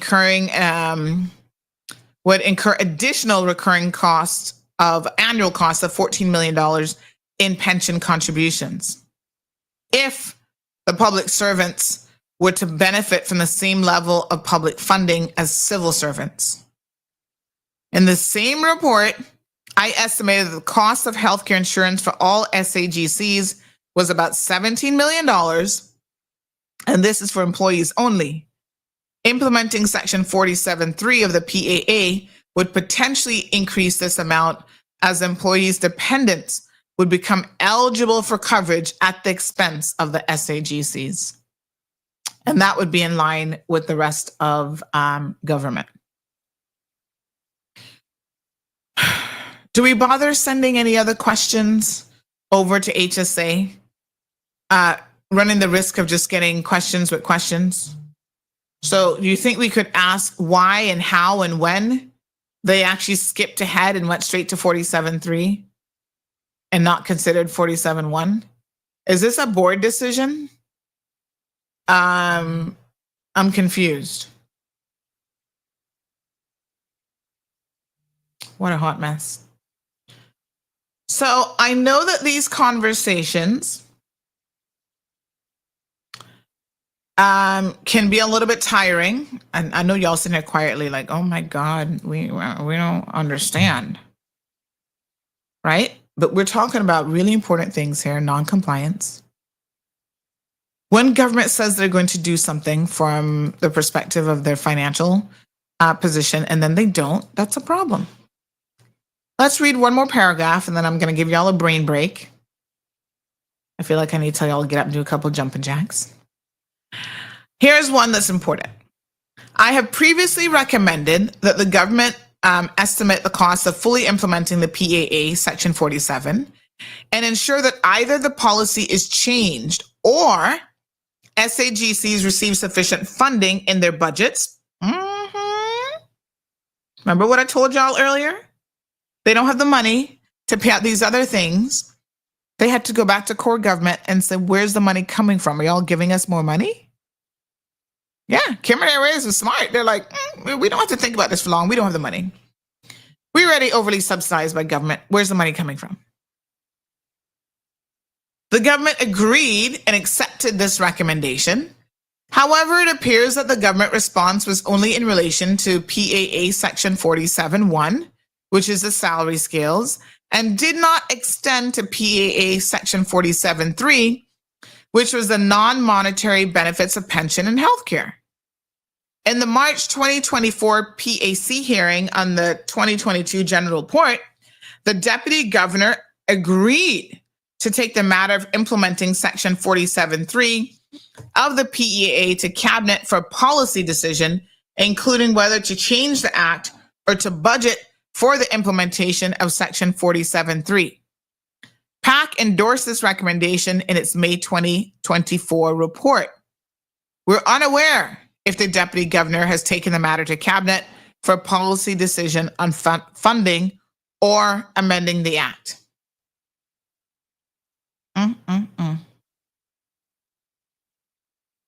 Lots of other issues here in this report. Everybody has a copy of this. I want y'all to go through it. PMFA requires a supplementary appropriation bill to increase the budget and authorize financial transactions.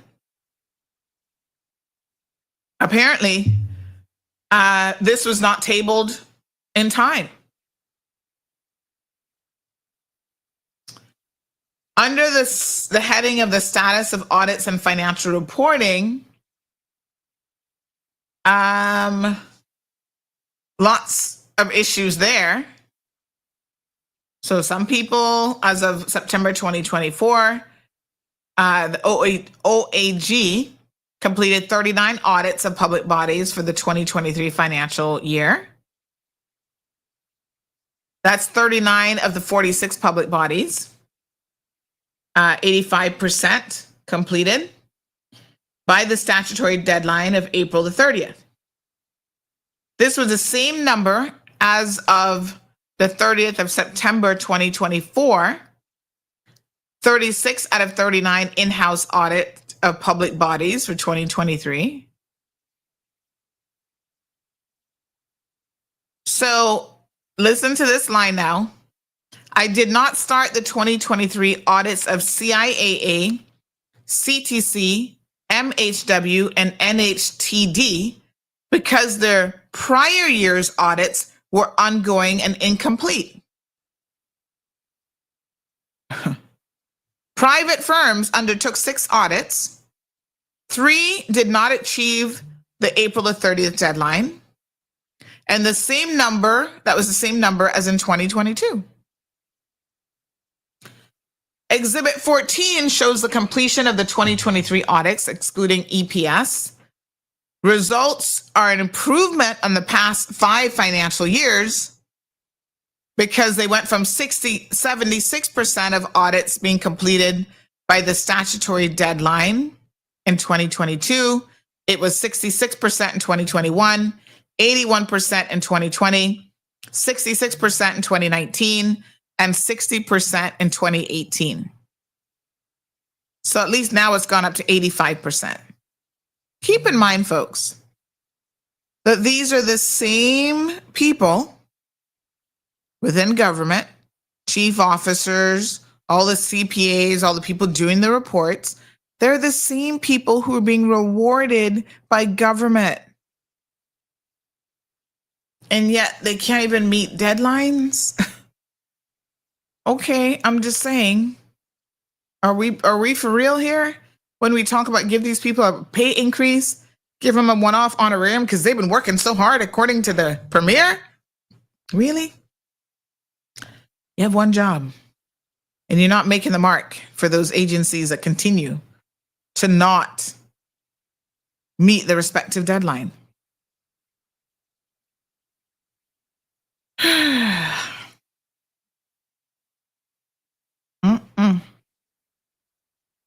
Comments. This person says, good morning, Sandra. Happy Thanksgiving. With respect to the SAGCs, their job descriptions were all evaluated by the same methodology as the civil service, and in many cases, the salaries have been adjusted. What has not been adjusted is the benefits. So this is exactly what the report says. Many don't contribute 12% to pensions, and many don't offer free medical to employees' immediate family, nor medical benefits after retirement. So now the SAGC employees are worse off for being on the same salary scale as government, and all because one man had a peeve that some SAGCs paid their employees better than government. He just hadn't factored in their benefits weren't as good. And who was this one man? Who came up with this brilliant idea?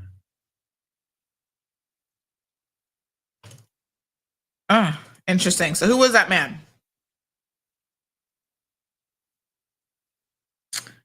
Hold up, make up your mind, says this person. You don't want them spending more, but now you're saying that they should match CIG pay. I'm not saying that. That's what the law says, and that's what they've agreed to do. So I'm just saying, are they going to be compliant with the law or not? They go on to say the reason they're not compliant is because they can't afford to pay the increase in salaries. Fabian Worms from Cayman Airways explained this the last time he was in Finance Committee. I'm not confused. I'm not confused at all. So this is why the Auditor General themselves say that that's what they basically said to France Manderson. If it can't work, remove the legal requirement. Go back to what it says here. If it cannot work, remove the legal requirement. The deputy governor said he would go back to cabinet. The financial secretary said they would have this fixed. Right? And it hasn't been done. That's the problem. So if you have something in legislation that you have to comply with, you have to comply with it.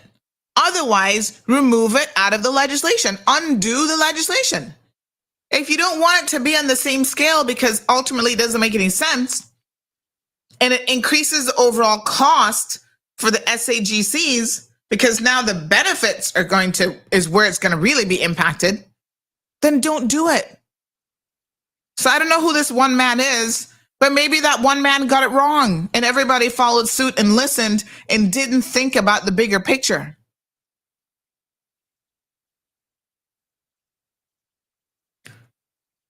And that's the problem. This isn't about I'm not confused, right? So let's be very, very clear here. I'm in agreement that if legislation says that you have to do this to be fully compliant, you either do that, and that's why I say every day, people who show up in court and be like, well, I didn't feel like following this law. The judges and magistrates said, listen, as long as this remains law on the books, you don't have an option about compliance, whether you want to do it or not. If you break the law, you're not in compliance and you'll be hauled in before court. If you want the law changed, go and lobby your legislators to change the legislation so that this act is no longer unlawful. Good morning, caller. Exactly. You took the words right out of my mouth. It's like me saying to an officer that pulls me over for not having my vehicle license, well, I can't afford it. But it's the law. So it makes no sense. And then to say that, everyone gets $2,000 bonus because we saved money but of course you saved money because half of the things aren't compliant and paying the right thing that they should be anyways. It's a hot mess. I don't understand. Trust me. It really and is. I know that you're not confused. You know exactly what you're saying. Yeah. and it's not, I'm not taking a position on whether or not they should have implemented or whether or not Section 47 but should they be should there. comply with the law. Exactly. So if you can't afford to comply, then change it. Yeah, exactly. And this demonstrates again how we get into problems because we're looking at things, very singularly instead of looking at the big picture. So whoever's brilliant idea was, this whole review exercise and Section 47 and blah, blah, blah. Clearly they didn't think about, nobody sat down with them. And that's exactly what the Auditor General has said here, right? On the one hand, the salary scales may have been better, but when you looked at the benefits, that is where you're now going to be hemorrhaging essentially significant money for the SAGCs because they might have been making a little bit more on the salary side, but that doesn't compensate for the millions of dollars that they now had to find for health insurance coverage for not just the primary worker, but their family members as well. And remember, for core government, that's non-contributor. You don't contribute to health insurance. Exactly. You don't contribute to pension. Thank you. I'll hang up and listen now. Thank you, my dear. I appreciate it. So another person says the issue for some SAGCs is that there's some salary positions that are highly inflated, i.e. way out of line with CIG salaries, and there's no easy fix.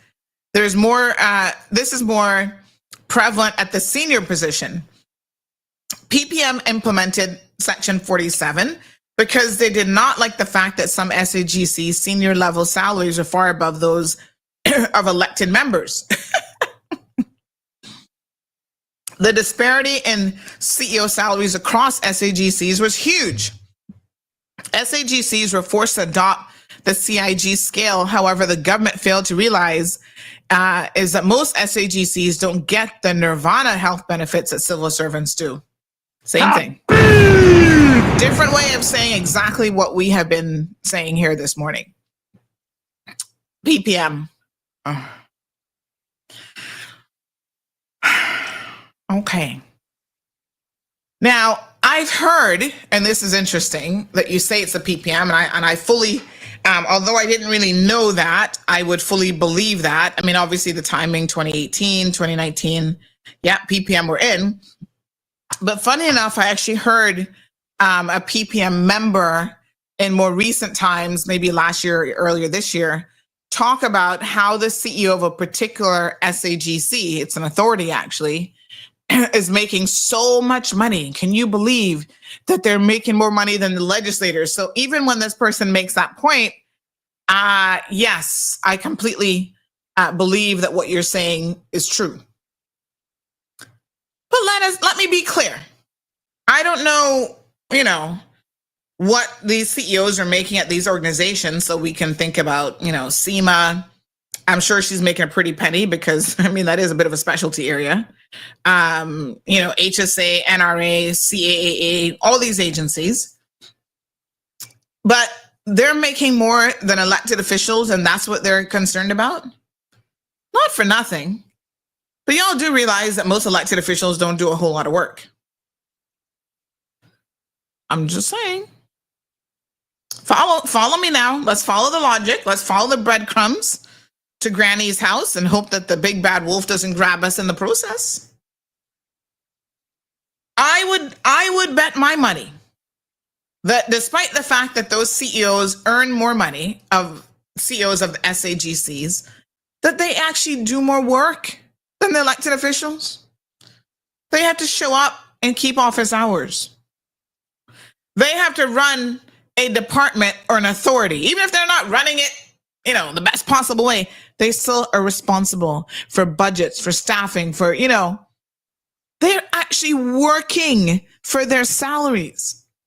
So no elected official should be getting in their feelings and trying to compare what they do to what a managing director or, the CEO, whatever title we're going to give of these organizations, what they actually do. Even in terms of just the work schedule, these MPs, so many of them don't even show up. So why would they be getting in their feelings about this? That's just crazy and wild to me. You see, again, a level of ignorance and incompetence in those that we've elected to public office. It's just madness.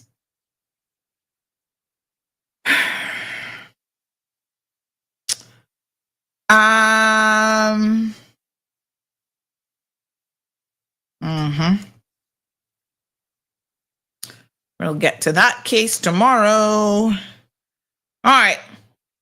So let me see here.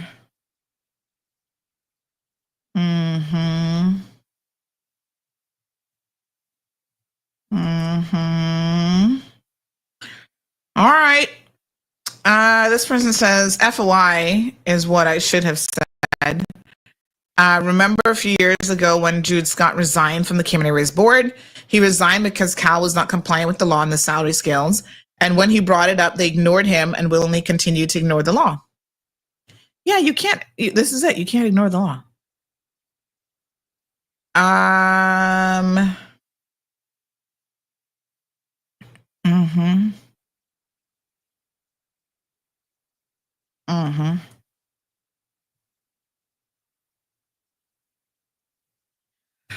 All right, let me just see here now. This person says incompetent 101. Folks will elect the same folks in office in April, shaking my head, and Caymanians hold neither the civil service nor the deputy governor / HE governor, I think Her Majesty's, accountable.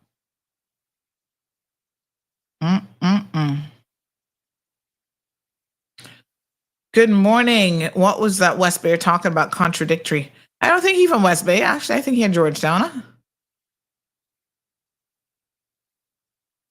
Huh? Ay. All right. Remember when the salaries were adjusted to 3,000? All salaries will have to be adjusted to be fair. Well, I mean, she only made mention of the minimum now being 3,000, but like I said, the question I have is how does that impact the rest of the salary scale, if at all? I mean, does that push the salary scale upwards? So that is another question that I'll send some questions to the deputy governor to see if he'll answer anything. But yeah. Somebody else said, well, to pay for this, all of the SAGC fees are going to go up. Water company, Cayman Airways, HSA. Because yes, going back to the point of the cost of living, this is one way that, they have to bring in more money. All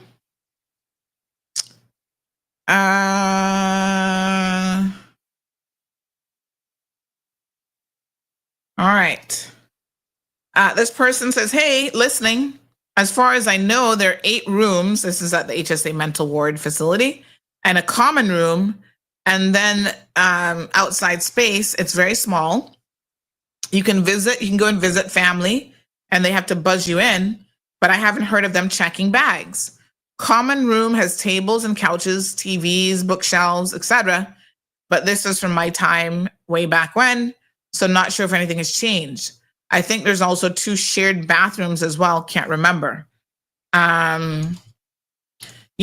And so, one of the concerns that I understand happening at this mental facility is that there's no separation. So like if you're a teenager, you're in there with everybody else, and some older lady had a fixation on this teenager and wanted to,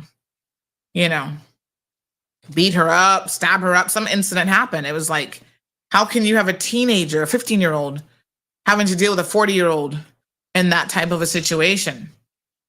Wow.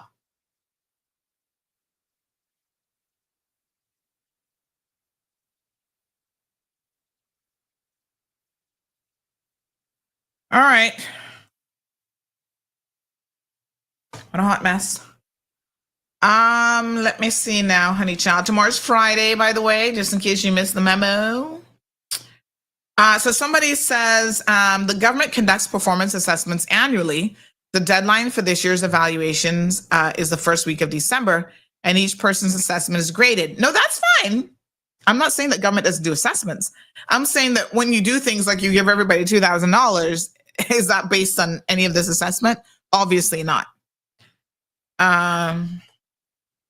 So that's really the point, is the question. I mean, that's the point, right? All right, so let me see here now. All right, so I guess you guys saw, somebody said, is collard greens, this is from earlier this morning, is collard greens the same as callaloo? I don't think so. Now y'all are testing my how Caymanian versus American is Sandy. It's similar, but not the same. So they're like in the same family of greens. So green leafy spinach, callaloo, collard greens, very kind of connected, but not really. So let's check what Google has to say. Callaloo is a variety of green leafy vegetable grown throughout the Caribbean that is similar to collard greens. So another question somebody asked is, what is the Jamaican version of collard greens? And they go on to say that collard greens are not found on the Caribbean islands.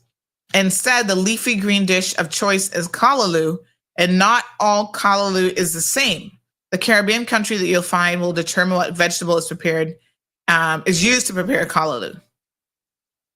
Huh.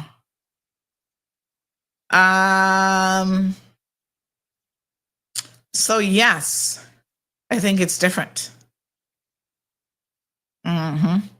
So in the same family as like spinach, but again, not exactly the same. Have you guys not had callaloo before? Is that like a thing? You guys don't, not callaloo, but collard greens. Yeah, they're different.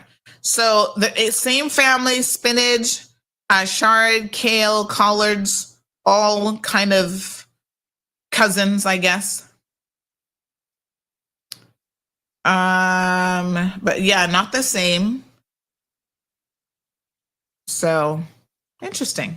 Good question. Very good question. All right. This person says, Miss Alrita is doing Thanksgiving lunch today. I ordered from yesterday. Oh my God, you think it's too late for me to get a plate? I can have it for dinner because I've got lunch plans already. All right, let me see here now, honey child. Feel like vote buying. What do you think? Did you see this? Oh, what is this?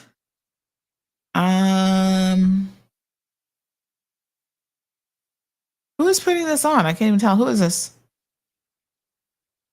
Is this John again? Because that's all he knows is how to throw a concert, honey child. All right, let me briefly touch on one more thing and then we're going to wrap it up today. Did I have any appointments today? I feel like I was supposed to do something today. I got to do better with my to-do list. Can I tell y'all? So yesterday I was trying to get through a bunch of my like paperwork stuff that I got to do. Oh Lord, I got to pay some bills. I got paperwork. Bills are always there, but I've got some that I definitely need to pay. And then month end, got to do some stuff in relation to some month end budget and stuff as well. So I've got a whole list of paperwork stuff that I need to do. I got 2 things done yesterday for CNB. Now I have to submit financials for them. Apparently they're doing this big account review. So I've given them all the corporate documents for the year, all that stuff. I had to fill out, I told you guys one student account went dormant. So I've resubmitted that. And then I need to make deposits once they tell me it's not dormant anymore, obviously. I think I need to set up an automatic thing because I can never remember do that. And then, so I had 2 pieces of paperwork for them, and then I got to send them across financial records. So I'm going to try to get that done between today and tomorrow because I did promise them because I think they're trying to wrap up their audit, right? So I'm going to get that done. Now, what else did I have to do? Child, I got one whole list of stuff, but I do feel like I need to be a little bit more organized with my personal to-do lists. Someone says performance and assessments are a joke. What a mess. These people said, nope, not the same, totally different. All right, let me see here now. So NRA has a staff complement of about 129. So as you can see, even within the SAGCs, it does vary quite a bit, you know, in terms of their staff complements.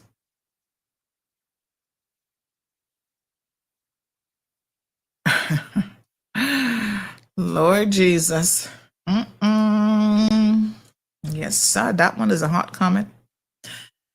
All right, let's talk about Dr. Diasaran.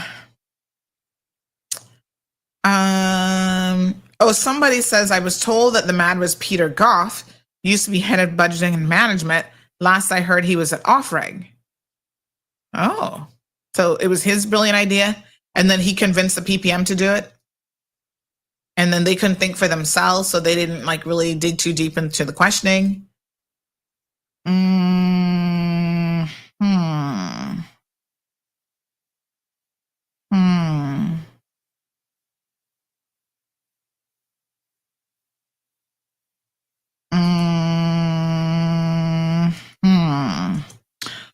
Okay.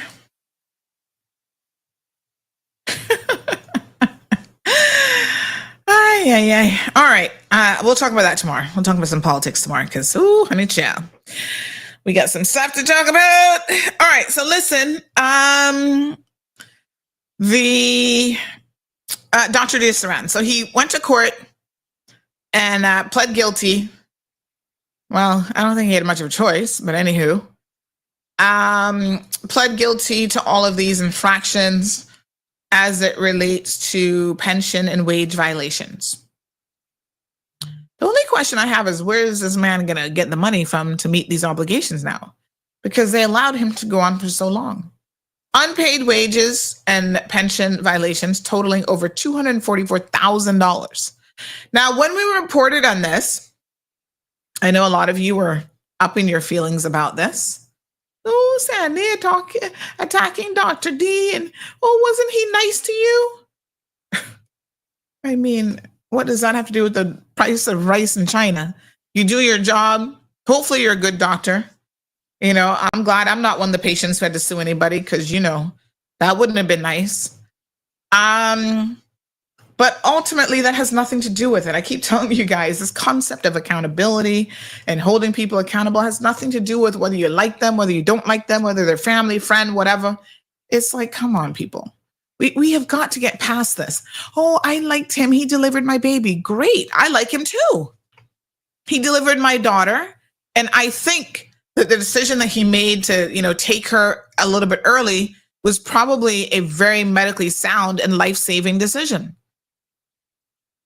And so now that means that we turn a blind eye to everything. He could go out there and murder 50 babies and we're going to be like, oh, no, but he's a good guy because he saved my baby. What the fuck are y'all talking about? Accountability, right? No fear, no favor. You report on everyone the same. Now, I know some of you have not had the opportunity yet to end up on CMR, and I hope that you don't. I mean, nobody ever really wants to, unless it's something good, I suppose. But understand that if you do, you go out there and break the law, and I'm watching the court list and I see you, please don't take it personal. Don't be like, oh, that's sad. They never did like me. No, listen, most of y'all I don't even know like that. It really does not matter to me.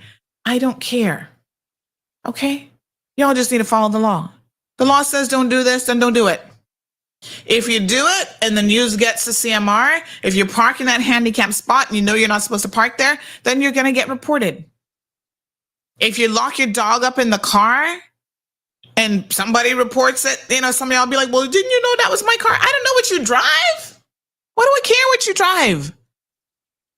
Like, just, it seems so simple to do the right thing. Y'all overcomplicate it. Dr. Dissaran, I'm sorry, because, I think you're a good person. Like, I'm not saying that you're a bad person. I'm just saying you're a horrible businessman, that's for sure. You've made some epic decisions that have led to the failure of your business and to people now not having their pensions that they contributed to, not having gotten the salary that they worked hard for. Those things are not right. Okay? So please understand me when I say you have got to be able to compartmentalize your feelings about people versus what they do. I see this all the time at politicians. Y'all are not able to do it because your granny been voting for McKeever Bush forever. You can't see the type of person this man actually is, and it's time that y'all stop voting him into public office. But it has nothing to do with, oh, I hate McKeever Bush. No. Let's look at him as a person, as though he was applying for a job. And none of you in your right mind would hire that caliber of individual. And the worst part is he's had the job for 40 years. At some point, you've got to say, honey, child, enough is enough. You need to move on. You've been fired. Simple as that.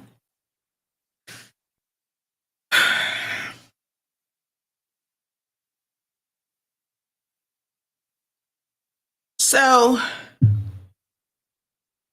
yes, he might be compassionate and kind to his patients, and that's all wonderful. But if he can't run a business, and on the other hand, he's like hurting people because of his poor financial decisions, that's real too, you know? People's lives are impacted by money every single day. If people work and you don't pay them, you don't pay their pensions. And yet you're living a lifestyle where you can afford to go drop $40,000 on tile for your house simply because the wife didn't like the tile that was there. So you were going to dig it up and purchase new tile. You see, those are the things that it's like, what the hell are you doing? Okay. Not for nothing, but I sit here all the time and I talk about, you know, guys, think about how many children you can realistically afford in this day and age. Y'all complaining about the cost of living, but when you have 4 or 5 children, I really don't think you give a damn about the cost of living. Because if you did, you would have planned a little bit better. Because it can't be cheap to take care of 4 or 5 children. I could not even imagine. I couldn't fathom. Oh my God. You know how much money that is? And that's even if you're just doing the bare minimum. So Dr. D had, is it 2 children by his Caymanian wife, Miss McLaughlin, Dr. McLaughlin?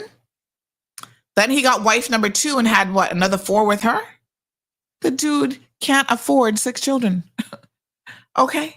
Especially when the new wife comes with champagne taste.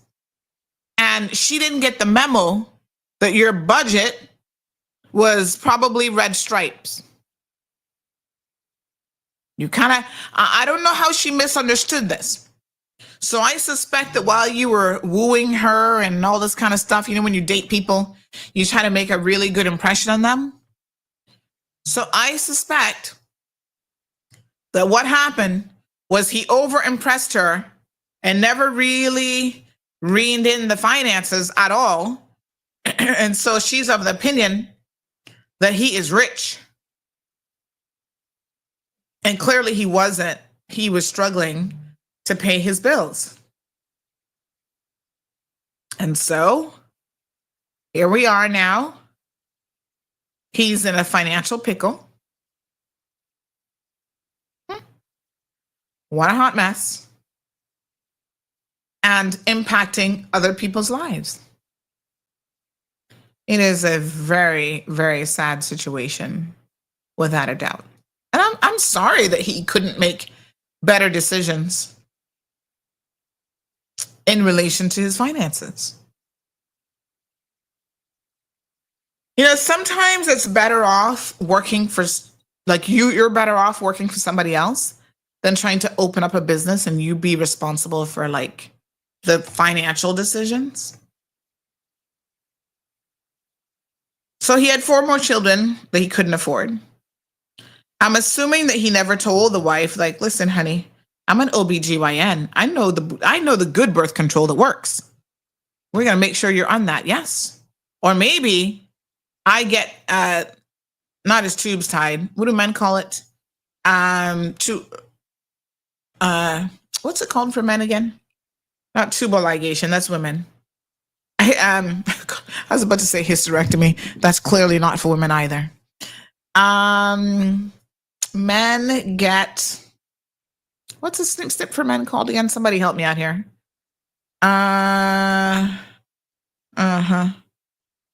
Anybody? Okay.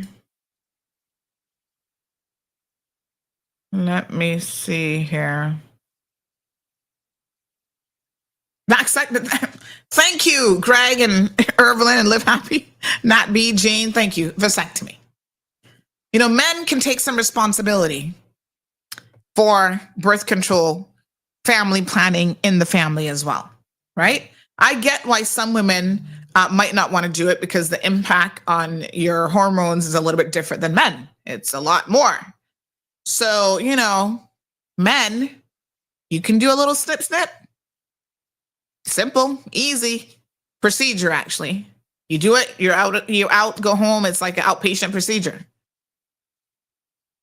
Because here's the sad thing, right? He's Caymanian, although I think he's planning to run off to the States with the wife now.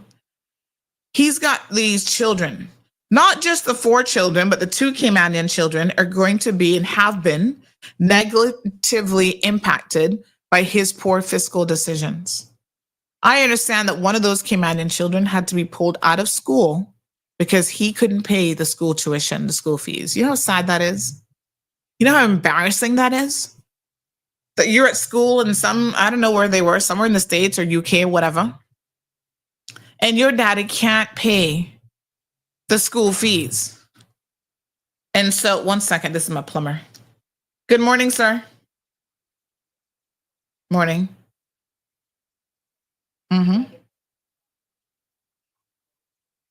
I don't know. You have you been by the location? Oh, I haven't heard. Yeah, I haven't heard from them, to be honest.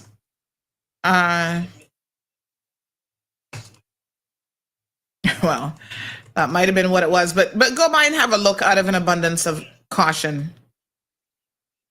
Yeah? Right. Okay. Thanks. All right, my dear. Bye-bye. Oh, that's my little plumber. He'll be on the job, honey child.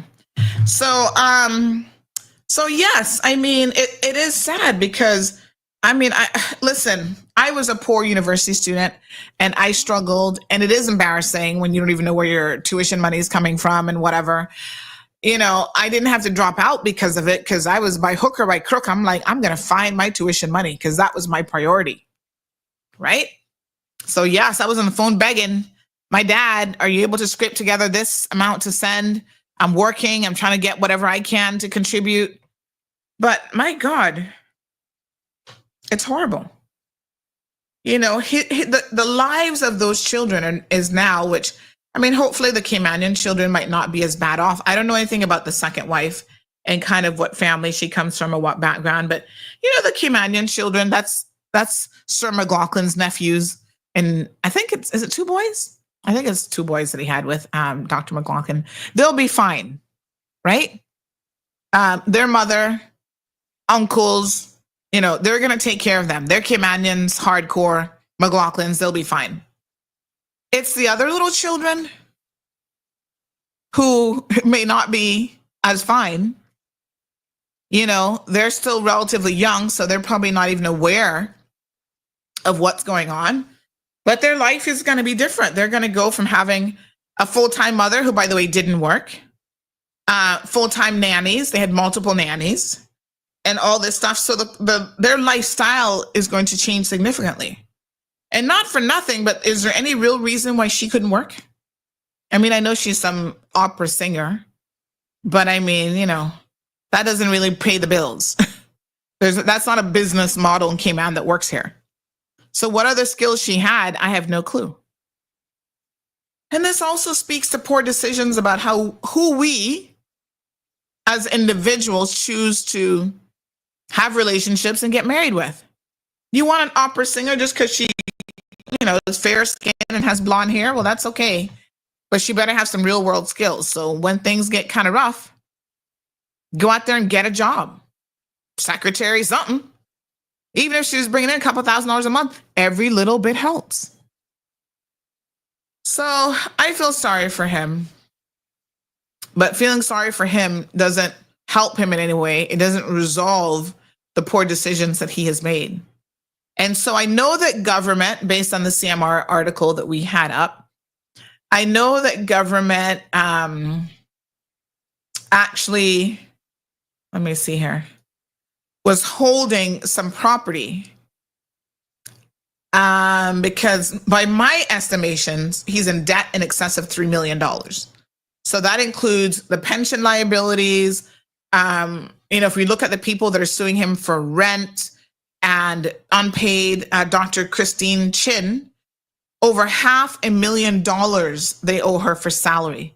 Over $500,000, almost $600,000. It was $593,256.20. You know what it would be like for somebody to owe you in salary almost $600,000? You're a professional. You have your own obligations, your own bills to pay, and this joker was not paying you? Oh, he lucky. Trust and believe. So lots of liabilities out here. CNB, they're trying to collect their 13 grand. Dr. Ayana Ennis, he owes her almost 100 grand for wrongful dismissal is what she claimed. So it's a lot of money that is owed to people. But government did put a lien, which is smart on them. When I was looking at his property records, they did put a lien on, apparently he's got some property parcels in South Sound. Now, there was a question mark there for me because although government had a lien on it, those pieces of property were also being used as collateral by the bank. So I can't help but wonder, and I mean, South Sound property can go for a decent amount, I suppose. So they had legal charges on several parcels as security, including the main parcel, which he lost when they took, couldn't pay the rent or couldn't pay the mortgage, and then 2 additional parcels, right? So I question who's like at the top of the list for the charges. And I guess if I looked at the land registry, I could figure this out because it would say it. And those things are matter of public record, right? So I hope the government has the first charge, because then if they sell it, they might be able to get most of this back. That's DLP. But if the bank has the first charge and then everybody else comes after that, including DLP, they got a problem. Because what he owes the bank is something like $2 million. So, yeah, that's not gonna, the properties are not gonna be worth that, I'm sure. So they're gonna sell those off, and then the DLP office will get nothing for the workers. We'll keep an eye on it. The development yesterday in court was basically he pled guilty, which I think that was a sensible thing. So he showed up on his own, can't even afford a lawyer, poor thing, which would have been a waste of money because the pension stuff tends to be pretty straightforward. And he pled guilty to, and I mean, it's a whole, when you see the cause list, oh my God. It's a whole list of stuff. Multiple failing to pay pension arrears. It's like, looks like he took up about 3 pages of the court list all by himself. So incredibly sad, really. Dr. D, I wish you the best of luck. I don't know.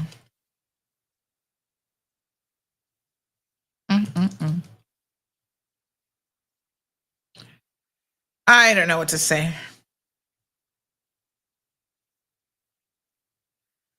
There's always a chance for him to now do the right thing, work towards paying these people off. The thing to not do, Doc, is don't run from this situation. You got to face up to what you've done. Find a way to try to pay those people back as quickly as possible. You're a qualified guy. Somebody's going to be able to hire you where you can make some money. Don't go into business for yourself anymore. Forget that idea. But pay them back. And then, you can work towards rebuilding. Now, you and the wife need to have a coming to Jesus conversation. You got to be truthful with her. Says, honey, I gave you the wrong impression. I'm no millionaire, as it turns out, after all. I can't afford all of these things, right? I can't afford a 10,000 square foot house or even an 8,000 square foot house. We're going to have to downsize accordingly. And, you might have to get a job to bring in some income into the family. We can't afford 2 nannies and you. So we got to figure something out. We might not be able to afford private school. With 4 young children, because I think he has a set of twins, right? With 4 young children, imagine if all 4 children were going to CIS. You know how much money that is a month? I'm going to give you a ballpark figure. And this is very ballpark. And that's if they didn't do anything extracurricular. So they didn't have them in like the after school programs and, because everything you do adds up. That's like $10,000 a month in school fees. And they're all very close in age. So it's not like you got 5 years ahead where one is going to be able to get out and then, no. And that's just run-of-the-mill private school. You're not Reach University. So it's going to be hard. And, nobody is rejoicing over your situation, but you have made some piss poor decisions. And now there are consequences that come with that. And you've got to find a way to make it right. I think that's the most important thing. The silver lining is that children are very resilient. They don't need a lot of the things that we give them. Those are wants and not needs. And so we can really even teach them important lessons about life and money and budgeting and planning. What they need is you as a father to just be there for them, to have their mother there for them, to love them no matter what. What a hot mess. I had another friend said, oh man, he could use a friend right now. I'm going to reach out to him. And I said, yeah, you do that. I said he might need a loan too. So, if you got some money, they laughed. They're like, girl, you're a hot mess. I'm just saying. Mr. Joy, did you get your decal back, your handicap decal? Hopefully you got that sorted out. He says liabilities should not outstrip one's assets. Greg says, I have 3 kids and I got a vasectomy after my 3rd child. Good for you, honey child. Yeah, you can't afford, listen, I don't know how you'll be trying to afford a bag of children. Today's Thursday. I think that's next week. So I have my, can somebody remind me that I have my medical coming up on is it the 3rd? I'm going to do my executive medical. I have to do a tooth extraction on Monday. Oh, Lord, wisdom tooth at that. Hot mess. El Rey says, ain't cutting nothing round. Yeah. You men are so ridiculous. You want the woman to be responsible for everything with family planning. Ay. Marva, good morning. Live Happy says, true. I have stated numerous times that many individuals in the Cayman Islands should not be conducting business. Moreover, they employ permit holders and fail to compensate them. Jim says, yes. There are people out there buying the latest iPhones, jewelry, going out to dinners, fine, and trying to impress other people, but can't pay their bills. Their obligatory duties. Brian says it's rough. Trust me, Brian. How you doing, honey child? Magdalene says so true. Flossing and living up to the Joneses. Yeah, listen, you can't do that. Carlos says great report on the procurement violations. Good morning to Miss Emma. Happy Thanksgiving to everybody. Good morning, caller. Hey, good morning, Sandy. How are you doing? Good morning. Not bad. How are you? Good. Good morning to all your listeners. So Yes, I was ma'am. just calling to share some advice with you regarding your agendas, your daily agenda, your whatever you want to call it, that personal thing that you keep up with all your appointments. Oh, Lord, yeah. Like yourself, I go through the same thing, and then finally, one of my daughters, my younger daughter, sat me down. She's like, "Mom, here, listen. You have this thing on your phone where you can actually put in all your appointments and all of that." And I'm like, "Child, I do that. But then when the alerts go off, then I don't even pay attention to the alert." So then she said to me, here's what can even help you more. Mm-hmm. And I said, what? She said, set alarms for these appointments. Mm-hmm. And I thought that sounds kind of crazy. And she goes, and find the worst ringtone. Oh, something to annoy you. Yes. Mm-hmm. She was like, find the worst ringtone. So that's what I have found that I'm doing for myself to remind me of my daily things and my appointments. And so when that ringtone goes off, God forbid if you're in a meeting or something and that ringtone goes off, you know, it's like, oh my goodness. But then, you know, it allows you to say when you're doing these alarms, you know, what it's for, like it's an appointment, you know, dental appointment, et cetera, et cetera. So I'm just sharing that with you as a little tidbit just to maybe help you out there. I appreciate it. Great. But I'm also calling in regards to the Dr. Diosarian situation. Yes. And so sad. It is because I did witness a couple of months ago something with him and the wife. And, you know, you said it right. When you go out there and you try to impress, whether it be a woman or a man, your partner, it leaves you in a sad and bad situation. But I'm querying the person that worked with him that their salary, he has outstanding salaries for them in excess of 600 plus thousand. How can one remain? And listen, I'm not saying that she may not, you know, she was forced to be there for whatever reason. I would hope nothing more than, obviously she's probably on a work permit. She probably loved her job and all of that. But how do you fit in a job? And I'm sure it's not 3 or 4 months that her salary rises to that extent. It has to be over a vast period of time.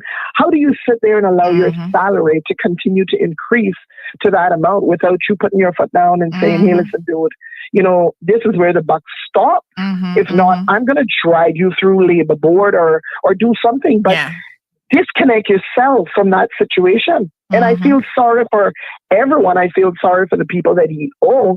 And I feel sorry for him, knowing, you know, will he ever be able to pay them? It's a sad situation.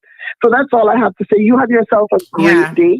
And I think, thank you so much. I think part of what has happened, quite frankly, is the fact that some of these people agreed to payment plans with him. So, you know, he did the whole song and dance. In fact, one of them, I can't remember which one, him and his wife had signed a promissory note and even supposedly put up the house, which they didn't really own in the end, but, you know, did a whole promissory note situation. So these people thought that their money was good. And unfortunately, that wasn't the case. So what Caymanans would say, a promise is a comfort to a fool. So they were happy to, him and the wife both signed it, saying, yes, we'll pay you. And then they reneged on that. How it got so big is, you know, people will give you their song and dance and their meh, wah, wah, wah, you know, and then you feel sorry for them when you're actually the victim. So pretty crazy, but you're being victimized.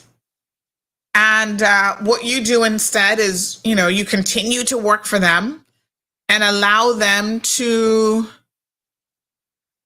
hoodwink you into thinking, oh yeah, you're going to get paid. You're going to get paid. Now, some of these doctors, I'd have to look at the specific lawsuits, but $600,000 sounds like a lot of money to us. But when you're getting paid, I don't know, $10,000, $12,000 a month plus bonuses, because some of these doctors were promised based on performance. Again, performance means more money. Based on certain performance criteria, that they would then make an additional percentage of whatever the organization was making. And he wasn't upholding that end of the bargain either. So, yeah, I mean, there's, you know, a lot of hot messes involved in it, to be quite frank. It's just a sad situation. Oh, my God. I don't know. Really sad, but wish him the best. Now, listen, Christmas is right around the corner. And I know a lot of you are contemplating maybe what to get your kids for Christmas. We have to have a show where we talk about some of the amazing and fun things that you can do. I know you're not like, Sandy, you're not going to help me shop, are you? Yes, I'm going to help you shop. I love the idea of helping you shop and spend your money because I've come across something that's like really fun. Now, I love a gadget. I think a lot of you know this already. I'm the queen of gadgets, exercise gadgets, productivity gadgets. I'm all about that life. One thing that I struggle with is when you have kids and they're supposed to be reading for a certain amount of time. You know how they hoodwink you, honey child? And you say, okay, go pick up that book. I need you to read a couple chapters. They claim they've read chapters and you don't know whether they've actually read the chapters or not. And then they come, oh, yes, I did my reading. And you're like, looking at your watch going, what? That seemed awfully quick. They have these little tools, and I discovered these. I'm getting Gigi one for Christmas because she needs to do more reading every single day. Now she has made some vast improvements. She seems to be enjoying reading these days. And this is an inexpensive tool that as a parent is going to help your life. If you have more than one kid, get a different design or different color for each kid. But have a look at this. This is going to be my little shopping tip of the day. Check out this product. Hold on. You can actually get bookmarkers. Y'all remember those, right? Remember when you used to read and you had your little bookmarker to tell you where you left off? You can get a bookmarker that is both a bookmarker and a timer all in one. So look, yeah, these are so awesome. Look at this. Isn't that the cutest thing you've ever seen? Good morning, caller. Good morning, Sandy. As usual, you're always on a wonderful topic. It's sad that some people bring a lot of stuff on themselves, like that doctor, and then everybody he wants to be the victim here, and instead of taking responsibility. Yeah. You know what's really sad, Sandy? We become an island of image. We want to set an image that the world thinks we are something other than what we really are. Yes. You know, it is sad. Why not live within your means? Yep. And, you know, to some extent, I think a lot of us have been guilty of that to different levels. I mean, obviously, most of us don't have $3 million to play around with. But, you know, we know that CUC bill is due. And instead of paying that bill first, we go out with our friends for brunch. And then when the bill comes, you can't pay. You know, we've all done stupid stuff with our money. But yeah, we've got to do better. You budget yourself to cut your cloth. According to your sale. Cut your cloth to fit your dress or whatever the old saying goes. And, you know, the one that I don't feel sorry for him. Yeah, I have no empathy for him because he put himself in that position. The ones that I feel empathy for is for the people that work for him, that he was feeding this information. You know, it is so sad that, you know, he should be going to jail. I don't have no empathy for people like that put themselves in.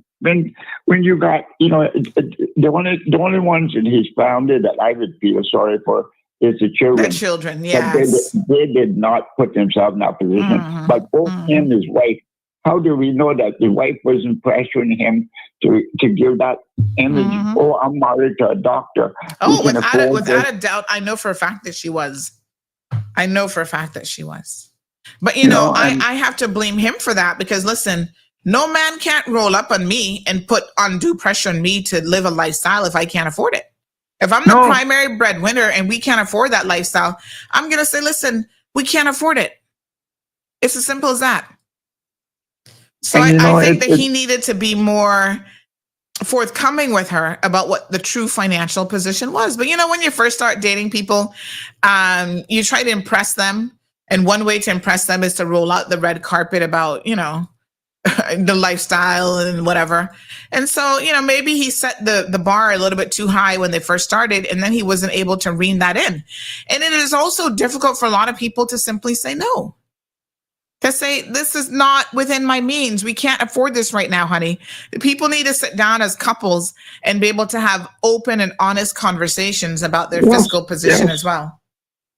You know, another topic. You know, people here in this island, they probably never eat turkey until American Thanksgiving.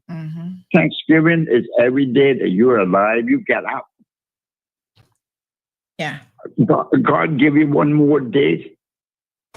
That's Thanksgiving.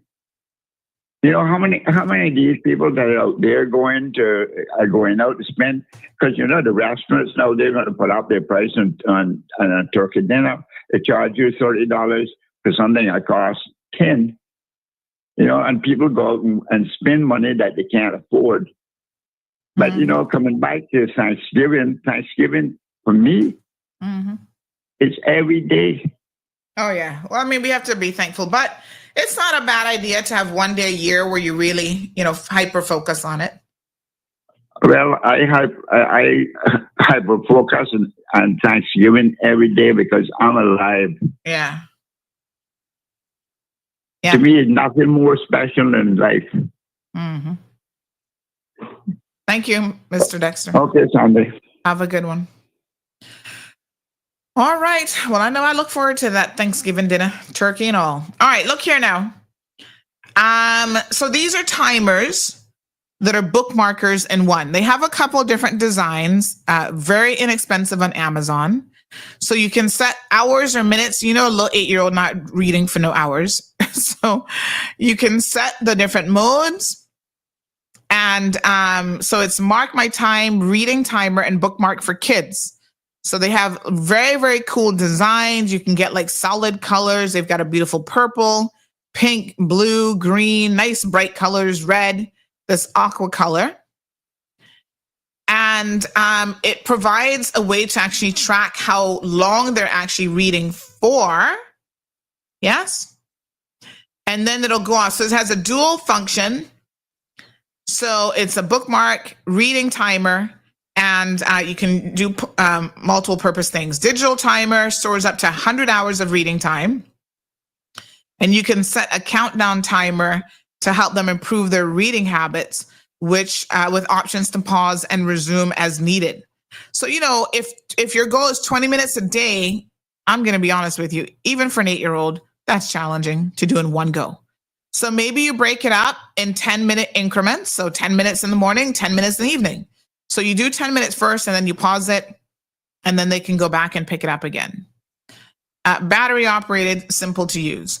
So, these are the things that we need to do to keep our children engaged and to be as interactive as possible. These tools are available. They have a lot of cool designs. Like they have one with a shark design. They've got unicorns. Oh, I think I might get her the unicorn one. She's kind of going through a different phase now. She's not into as much girly stuff anymore. They've got owls, like a little tiger. So they've got tons of different designs. So get characters that they like, get colors that they like. So she's like, oh, she really likes the blue one. They've got like a planet one with like colorful fish, one that's like a little emoji. So you can get, there's one like the smiling heart emojis. So there's different ones that you can get. They're all really, really cute and pretty. So check them out. Here's one with penguins. This is solid blue. And you can get different ones too. Here's one with the little smiling emoji. This one's cute. Aw, isn't that adorbs? So adorable. Yeah, so, get these things and they'll make your life easier as a parent. Just like even when it comes to TV time and stuff, set timers. Because, time slips away from you. You're like, oh my God, the kid's been watching this for how long? You tell them 10 minutes, mean 10 minutes. Set a timer on your phone, whatever. As Ms. Marva said, we've got these smart tools that we're using. By all means, try to utilize them to the best of your ability. What I need to do, Ms. Marva, I know what I need to do. It's not for lack of knowledge. I think I need to use my iPad more instead of, can I just use that for like YouTube, right? I could use it for so much more than that, but I'm going to start using that as my primary organizer, putting all my appointments in there and everything, because then that syncs right with my phone and makes my life so much easier. So yes, thank you for the tip. All right, honey chow. You guys have a wonderful day. Tomorrow we'll talk a little bit about politics. There's some interesting things that's going on. People telling each other off already. So we'll delve into it a little bit. And I think I'm going to look at the report card that one of my astute students, top student,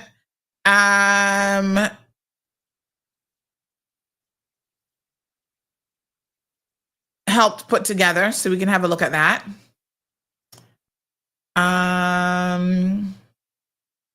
This person says, thanks, excellent topic this morning. I've been telling my customers the same thing when they come in and ask if we're having a Black Friday sale. They need to watch Buy More on Netflix. Keep up the brilliant work that you're doing. Prices about to skyrocket once the U.S. introduces the tariffs. Oh, Lord. That requires us talking about Donald Trump and his foolishness. Okay, apparently there's a scam alert. Please tell your listeners about this. My telephone bill always goes to my husband, and our account number does not start with a 9, but a 7. Oh, wow. And this looks pretty legit. I'll post this up. Oh, my God. These scammers, I swear they're getting so smart. So be careful. And that's also a good way. I'm glad this person mentioned it. Is that, you know, one of the things that you need to be very, very mindful of is what email addresses you have connected to accounts, because oftentimes that's a red flag. So sometimes I get stuff to my CMR account like, oh, you know, this is due, or you need to log into this account. And I'm like, but I don't have that account linked to any of that, right? So I use a very specific email address for paying bills online, for this, for that. So if I get it to one of my other emails, I pause for a second and I go, but this isn't the email address that's linked to that bill. So why would I be getting this from the company? Because it's not coming from the company. It's straight up spam. So that's, you know, be careful and be mindful. Some of you may only have one email, but I'm just saying, be mindful of where it's coming in. And it's not a bad idea to also contemplate utilizing multiple emails for different things as well. So another comment came in, says, morning, Sandy. I'd like a copy of the OAG's report. I'll send you the link. Great point, Sandy. Some of the junior positions in government don't earn that amount according to the CIG salary scale. If you recall, about 2 years ago, they increased the salaries at the top tier only. How does the government expect SAGCs to comply with the civil service salary scale when they're not even complying with it themselves? Further, SAGCs subscribe to public pension and health. Civil servants don't. A real mess. Okay, they got it from the site. Okay, good.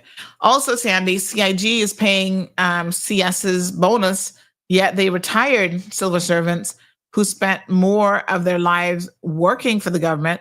They should be paying them for the monies they deserve, including the pension owed to them. Well, I mean, if pension is owed to them, then they should definitely be paying it.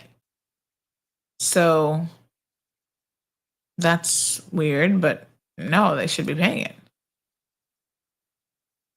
Somebody mentioned the other day that there was some issues last week with some people getting paid from government. So NAU payments, the senior payment and so on. And they were asking me, had I heard? Now, I haven't heard of anything widespread, but that's never a good sign if government is delayed in making payments. Watch this space. Damien says that's only to Mexico. Actually, Trump is putting Mexico and Canada in the same tariff situation.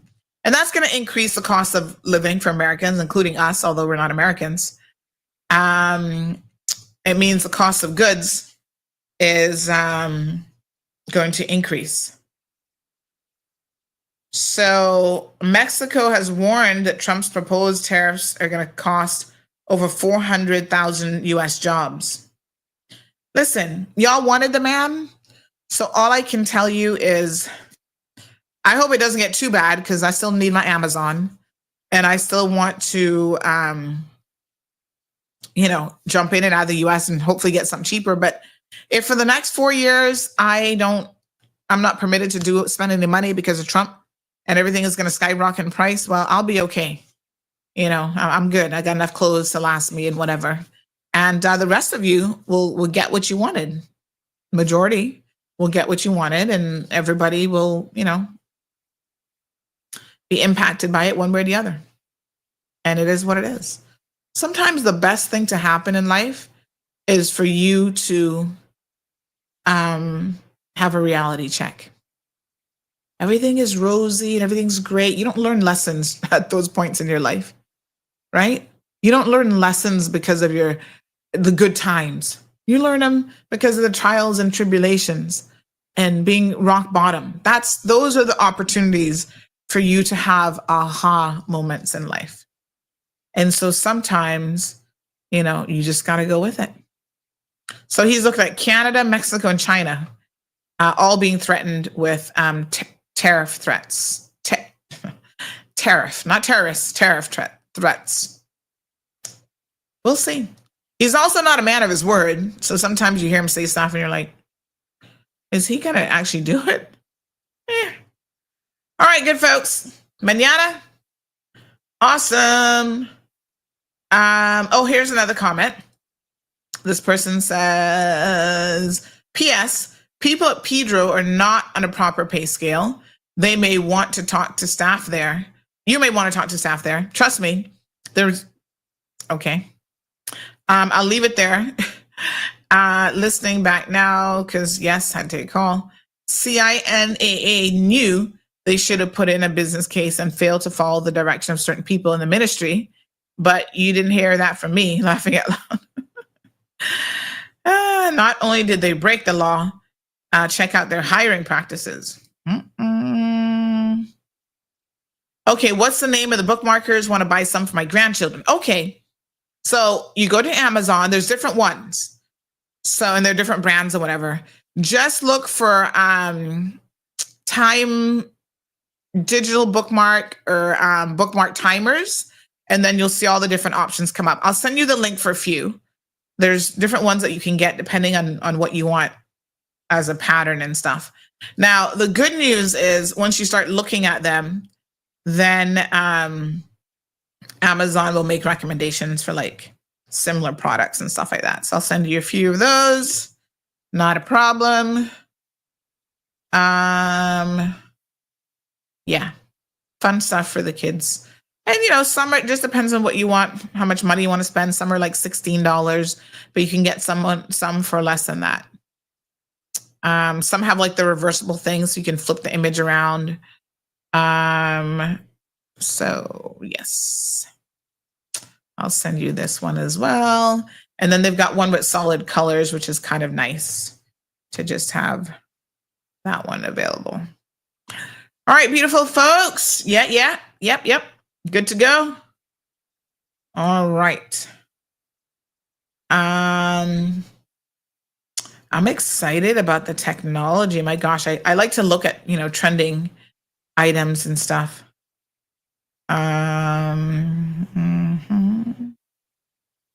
They have a 3D printing pen now. Oh my Lord. What a mess. I feel like somehow my husband's going to convince me to get a 3D printer the next time we go to Miami. I feel it coming. He's going to justify this and my brain's going to be like, okay. What's the business case for it? Why do we really need it? Mm-hmm. All right, good folks. Mañana, please be good. Until then, toodaloo. Thank you for tuning in to another episode of The Cold Hard Truth on Bobo 89.1 FM. Cayman's #1 talk show is live weekdays from 7:30 a.m. Never miss an episode again. Watch anytime on CMR's Facebook and YouTube channels for the latest show episodes. Don't forget to follow us online on our social media channels. And visit CaymanMarlRoad.com for all the latest news and community happenings.